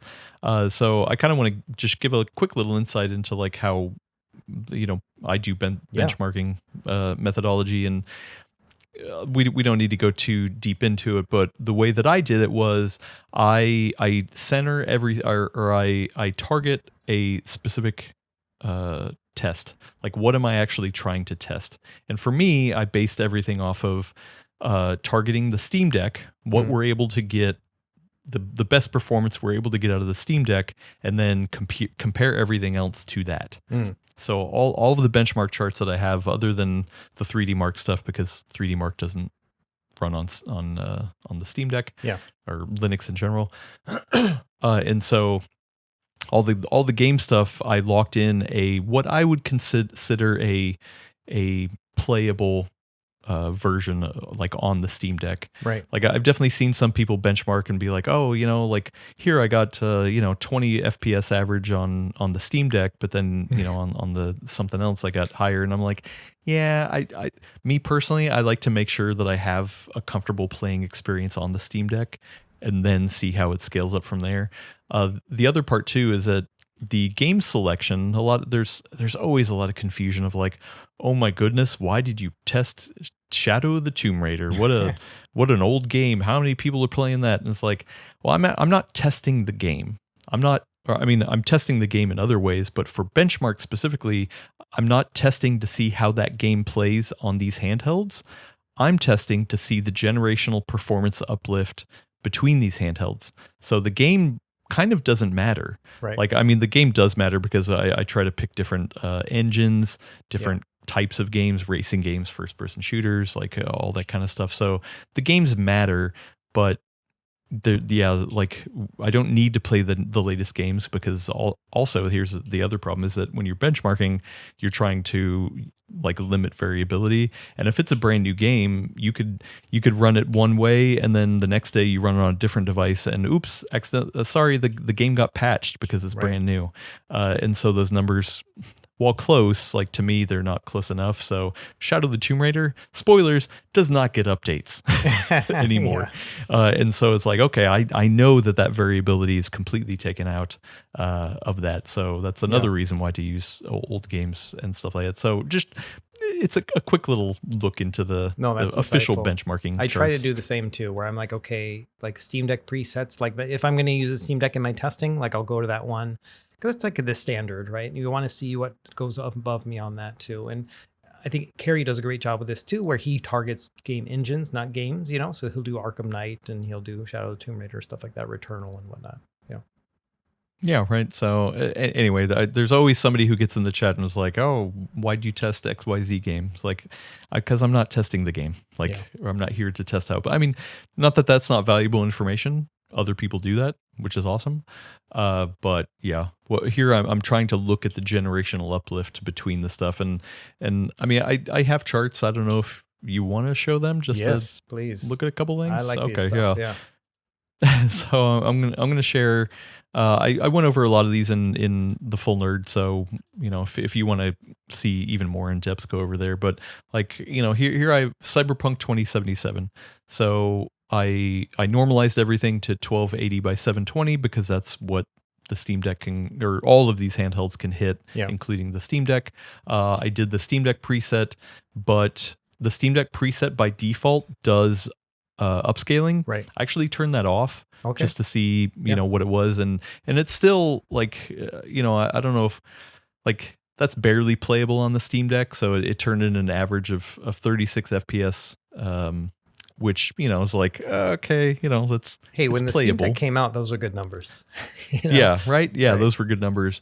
And then I ran it across, and these are fresh numbers. So the MSI Claw 8 EX, of course, the new one, the MSI Claw 8, which is Lunar Lake, the last year's version, and then the Meteor Lake version of the Claw 7. This is not the Lunar Lake update. So this is the original MSI Claw. Right. And then on the AMD side, I did the Legion Go 2 with the Z2 Extreme, the ROG Ally Non-X with the Z1 Extreme, and then the Xbox Ally Non-X with the Z2A, which is comparable to what the Steam Deck is. Right. So if you look at the numbers, the Steam Deck starts at 36 FPS average. The best of the AMD options is the, not counting Strix Halo, is the Z2 Extreme, and that I mean pretty much doubles performance almost up to 66 frames per second, which is great uplift. Yep. I mean that's a completely different experience at that point at the same settings. And then the G3 Extreme in the Claw 8 EX goes all the way up to 100 average. Dang. And that, I mean, you feel that. Right. That's not just shades of gray or a generational uplift. That's a huge jump. Yeah. And especially over the Lunar Lake version. Yeah. Yeah. It's almost, I mean, and that's the big thing for me too, is the Z2 Extreme is it's a healthy jump up from the Z1 Extreme, the OLED, Steam Deck OLED and all that stuff. Yeah, it's a good, healthy jump. But this is that next leap, 100. That's, over 3 times or a little bit under 3 times as much frames per second as the Steam Deck OLED, which is just a big jump. Yeah, and the thing is, all the other benchmarks are usually shades of gray off of that. I did Dying Light 2, same essentially kind of thing. I don't have percentage differences. I'm not good at math, so it always takes me a little bit to do that. The one of the interesting ones was at Forza Horizon 5. Usually the Lunar Lake stuff in the original Claw 8 would kind of match parity with the Z2 Extreme. Here in the Forza Horizon 5, the Z2 Extreme had a healthy margin over that. Yeah. But then the G3 Extreme just blows that out of the water, which is nice to see. The only benchmark that I ran that had the AMD part ahead of the G3 Extreme was a Horizon Zero Dawn Remastered. And that's because I believe that it is more CPU bottleneck of a benchmark, meaning that Z2 Extreme has more CPU or CPU cores and power that it's able to put into it. And so, there it was able to get a higher number versus the G3 Extreme. But that was the only time that I ever had an AMD win in my benchmarking. This would be a game that would be a real good contender for the Strix Halo, because it's got that really beefy CPU too. And actually I didn't test this one. I tested Forbidden West on that one, and that one did really well on Strix Halo. So yeah, I mean, there are definitely games that need raw CPU performance for sure. For the most part, you want to favor the GPU, right? And once again, most of these tests bear that out. But it was kind of an interesting little thing to point out. Yeah, I think overall, the way I would describe it was that Meteor Lake did not catch up to AMD when it launched. Lunar Lake matched what AMD had for the most part. Yeah.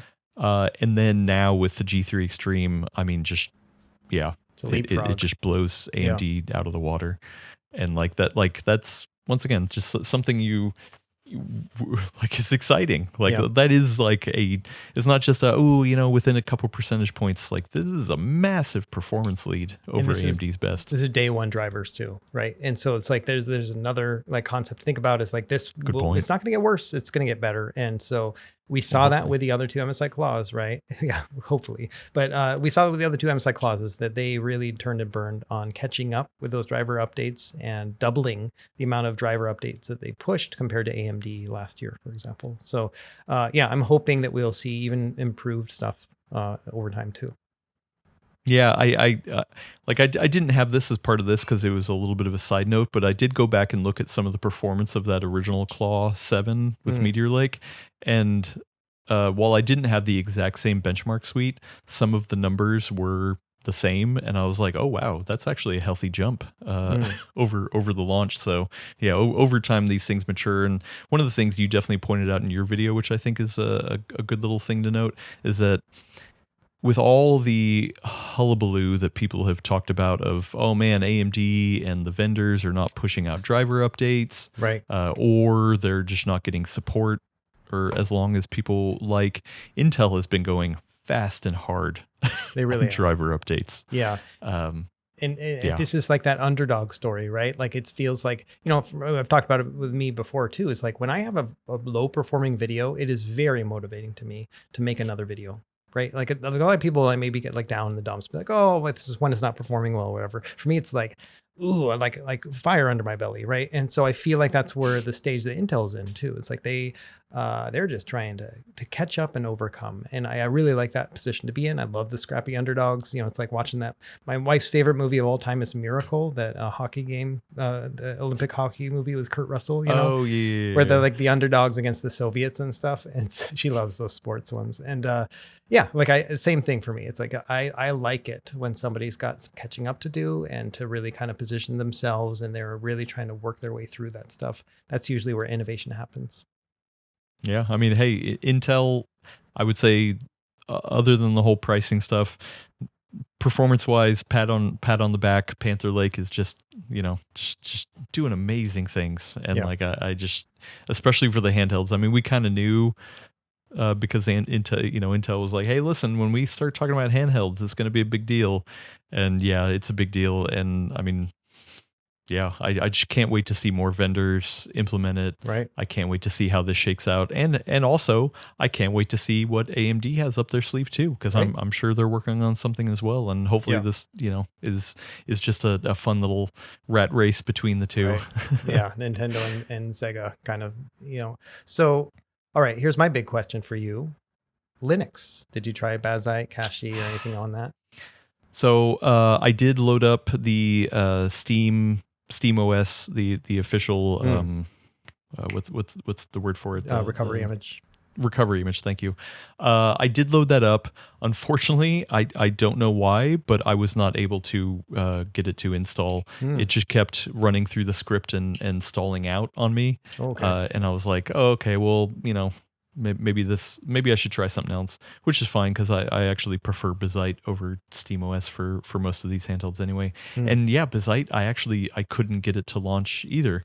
So I didn't mess with it too much because I didn't have a ton of time. Yeah. And troubleshooting, even though I know more about Linux than I did a year ago, still my Linux troubleshooting abilities is still pretty minimal. So I want to go back in and try to do it some more. And I have seen other people say that they've been able to successfully install it at least.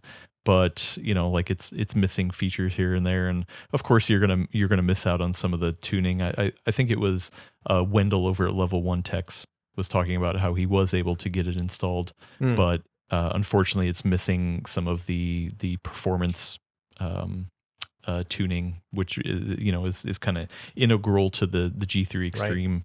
Right. So that's kind of a bummer. I think it's just too early. Yeah, it's a matter of time. Judge that. Yeah. Yeah. So, the last little note quickly on my testing. Well, two last little notes. Number one, I also went back to my original Steam Deck OLED numbers that I ran a couple months ago when we were talking about the RG Ally deal. Yep. And that was pre the latest patch for the firmware update on the Steam Deck, and the Steam Deck actually did turn in some higher numbers. Wow. So like these are fresh Steam Deck OLED numbers, and it wasn't a huge boost, but I was like, wow, that's cool. Like they're still getting gains, a little bit more performance out of the Steam Deck. So good on Valve for that. Yeah, 4 years later. The other part. Yeah. The other interesting thing is that I did plug in an eGPU in this thing, had zero issues. Like I was able to run everything, and I was a little worried that by cutting back on the performance cores that it would kind of limit some of the eGPU usefulness. But yeah, I was able to run all the same stuff I've been playing lately, like Pragmata and Arc Raiders and things like that. The only issue I ran into, which is unfortunate because it is an eGPU issue, is that 007 would not run on the GPU. Or on the eGPU. It like I was like, man, why is this performing so bad? And I looked at the task manager, and it was running on the Intel integrated. And unfortunately, that there in the menus, there's no way to force it to say, hey, which GPU to pick. And so like that's usually a development thing. It usually either defaults to using GPU 0 or 1, and both NVIDIA and AMD have a different nomenclature versus the internal versus the external. So I think it was just just an unfortunate thing. Yeah, that's crazy. I hadn't thought really about the whole eGPU thing, but yeah, that's definitely a prospect right there. I wonder. Yeah, I've got that 5090 laptop XG Mobile from Asus. I wonder how that would do with that. Right now, it's plugged in my Strix Halo tablet, but this would be a pretty good fit too. Yeah, love it. Anything else for the Claw that you want to cover? No, that was it. I think like we mentioned in the intro, it's like it can be fascinating and exciting as a hardware, but then also disappointing with the price. And so I wonder how many people are listening to this, just kind of enjoying like the prospect of these upgraded versus like us trying to say, hey, you need to buy this right now, which I don't think either of us are really saying. So. No, I mean, hey, if you have the money to and you're able to, that's awesome. Good job on you. But yeah, like it's a lot of chunk of change. So yeah, I wish more people were able to get their hands on it, and I'm sure Intel and MSI wish that the circumstances were different, because like then there would have been almost no caveats to this launch, or nothing hanging over the head. It just would have been like just a huge victory kind of lap. Big party. Yeah. But let's take another quick ad break before we wrap it up here. Cool. Russ, let's wrap this up with a couple of other things that we've been messing around with. The first one is you have a new little piece of plastic that came in the mail. I do. Right? I feel like we've talked a lot about handheld PCs today, and then even like Anbernic and Retroids and stuff, but we have not talked about one of the best-selling handhelds of all time, which is the Switch. In this case, actually, the Switch 2. So this is that Mobapad controller. That's like that really nice ergonomic controller that I did a video on it and stuff like that. One of the weird things about this one, number one, I love this. Like it actually makes it feel like a good handheld for once for the Switch 2. But one of the weird things about it is it comes with this like hard shell case.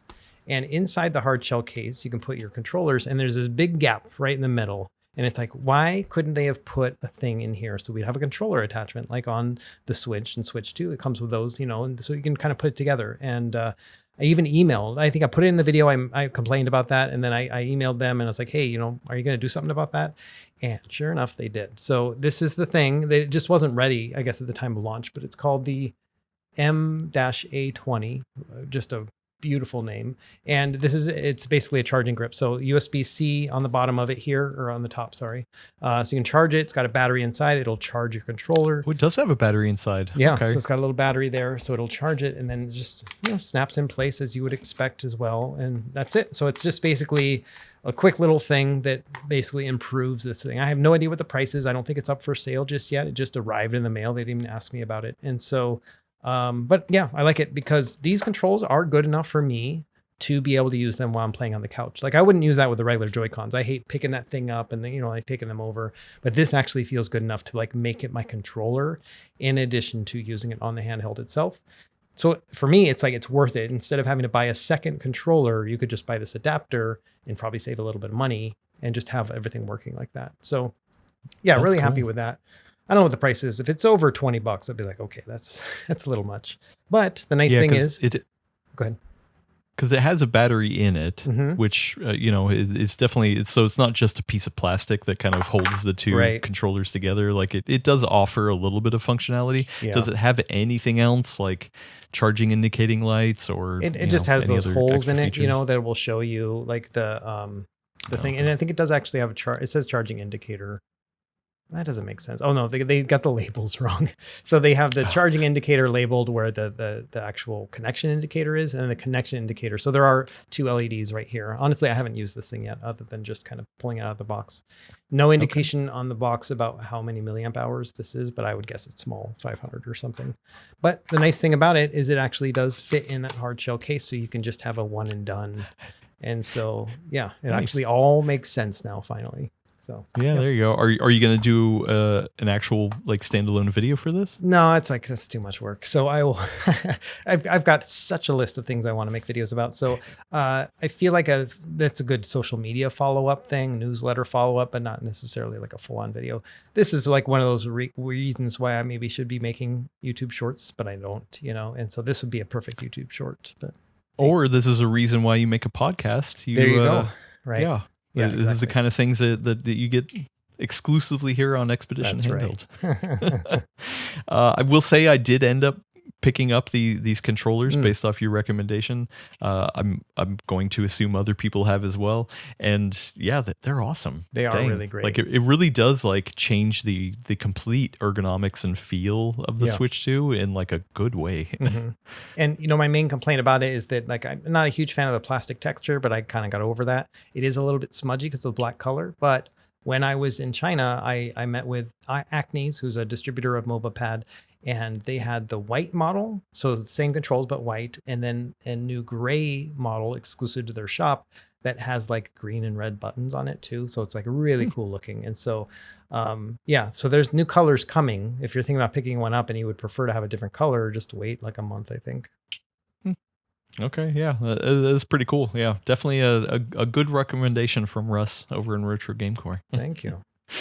And then I've one little thing for glowing phosphors. Something I've been playing recently on my PSP 1000 that I've been revisiting. Thank you, Steve. Because yes, thank you, Steve Lynn. I've been having way too much fun with this PSP. But yeah, I revisited Metal Gear Acid. So I have the UMD. I actually did pick it up off eBay, but then I've been playing the ROM version because it's easier and I don't want to have to like ruin the UMD accidentally or something. And so I was like, oh, you know what? I love Metal Gear. I don't know if people know this, but like it literally is one of my favorite gaming series of all time. Right.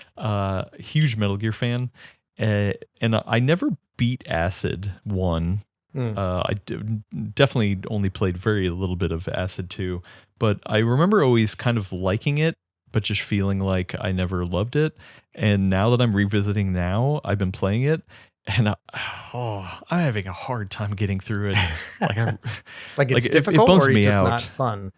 I mean, both. It's definitely difficult, but also it's just, like I got to this one stage where like you kind of have to navigate through 3 buildings, like barracks kind of thing, to get to the other end. And then once you get to the other end and kind of meet up with somebody, this is where you get your second character, and then you have to go all the way back to the entrance to pretty much get out. And like it's just a really long level. And like it's not, I mean, I was able to beat it. Like it was challenging for sure, but like I was able to beat it, but I was just like, am I actually having fun with this? Oh, right. I hate that feeling. Yeah. Right? So I'm a huge Metal Gear fan as well, but only the mainline games. Like I've never played any of them that aren't those. So Acid 1 and 2 are actually because there's portable ops too, right? So Acid are the story ones, and then portable ops is like VR missions. Is that how it works? I can't remember how they're all laid out. No, so Portable Ops wasn't actually directed by Kojima. This was like, him experimenting with trying to give it off to another person. I actually kind of like Portable Ops. Like it's a little less story heavy and a little bit more mechanics. But I kind of liked him because it was just like little bite-sized chunks for a handheld. And then Kojima came out and was like, you know what? Actually, I'm gonna make a mainline Metal Gear, which was Peace Walker. Right. Which didn't play that one either. Yeah. Yeah, and so that one actually was directed by Kojima. That one was a little bit more like a Monster Hunter kind of thing. Okay. In gameplay wise, mix up between the Metal Gear and Monster Hunter as much as you can. But it really did do a lot with story, which I actually kind of appreciate.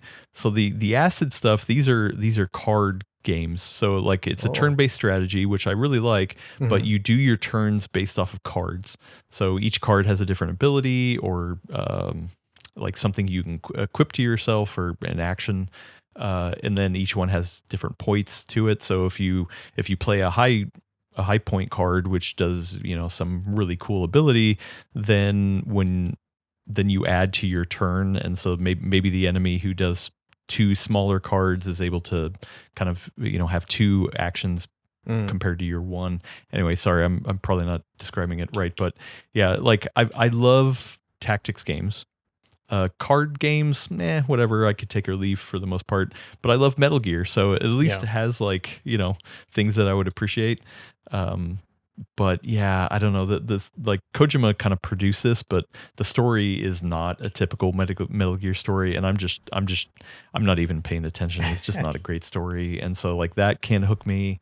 And yeah, I just feel like it just, I don't know, it doesn't feel very portable, but it also just, it's not, I don't know, it's not great. I think knowing that you don't like turn-based strategy stuff, and then card you're games. probably not going to like it. it's like, it's a double whammy there. I'm listening to it. I'm like, okay, Peace Walker. That's what I keep thinking to myself. I'm like, all right, that's the one I need to load up because that sounds like actually the one I would want to play. So I never played any others.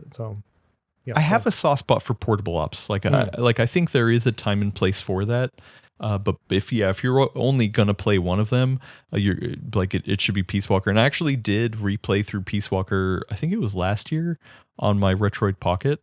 And one of the nice things is that you can map the second analog stick to the face buttons, because in Peace Walker, like had that. I mean, you could change different layouts, but by default, it was like, hey, your left stick would still control you, but then because the PSP doesn't have a right stick, you would have to use the face buttons to kind of like move the camera.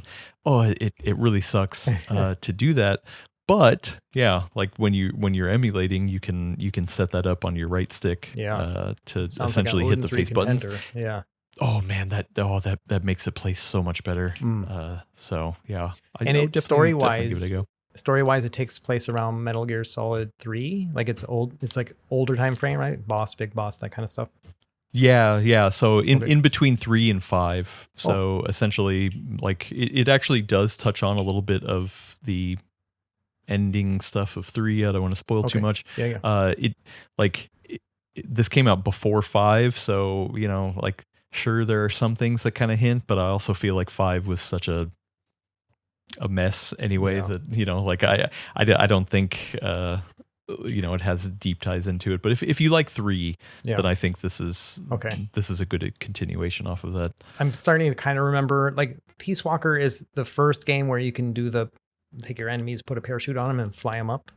Like, that was Portable Ops. Oh, Portable Ops. Okay, yeah, because I remember seeing that in a PSP game. I'm like, oh, that's from 5. I remember that. So interesting. Yeah, you can do it in Peace Walker as well, but Portable Ops was the first place to do. And actually, so like that is one of the reasons why I like Portable Ops, is because like that was kind of the whole thing of like collecting the characters and doing that kind of stuff. They definitely make it more of a thing in Peace Walker, which I appreciate, and then definitely did it in 5. But I actually feel like the 5 implementation was not as cool as Peace Walker's. Oh man, now I'm really interested.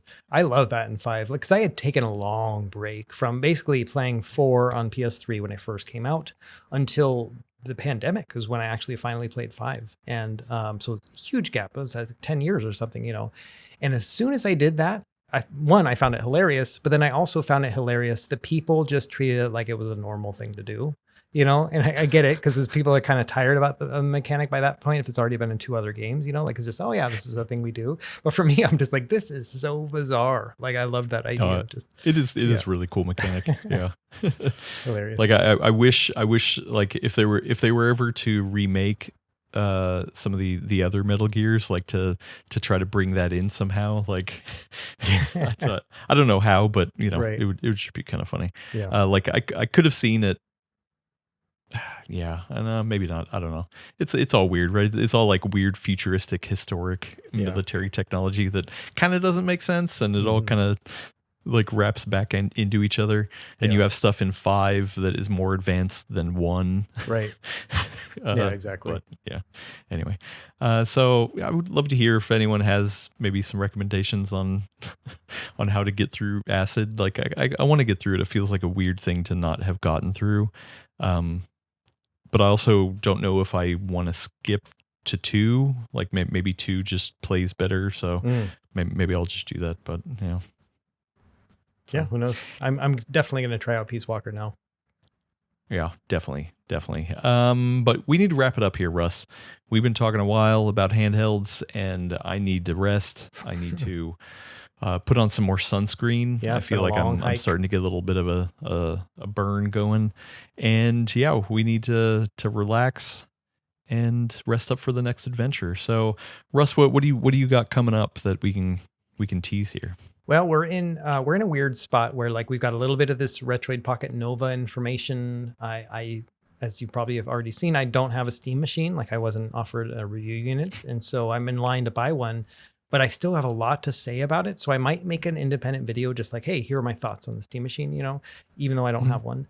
And then just a couple, like I want to do some software and firmware updates and stuff for some of the other handhelds I've already reviewed before. I think I talked last week about the RDDS and like some software updates for that one. And yeah, so I do have things I need to review, like the new Legion tab, and I've got the GPD mini PC with an eGPU and stuff. I've got those to review. But I'm not in the mood to review after that last MSI Claw video. I'm like, all right, let's do some other stuff, and so I probably won't be doing reviews for another week or so, probably more along the lines of just, update videos and, things that I actually am really passionate about. Okay. Nice. Sweet. Look forward to that. Look forward to another episode of Expedition Handheld. If you want to look at our pretty faces, we have the video version over on the Full Nerd Network YouTube channel, but we're also over on Spotify in video form, which is awesome. But if you just want to listen to us, that's okay. No shade at Russ's height. I'm not going to make fun of his height, like everyone else does. Only 5'9". But yeah, but anywhere RSS feeds can point to, you can listen to us. And yeah, I think that's it for this show. Rest up. We'll find the treasure eventually. Yeah. And yeah, join us next week for another edition of Expedition Handheld. So thanks for us, and we'll see everybody later. Bye, everyone.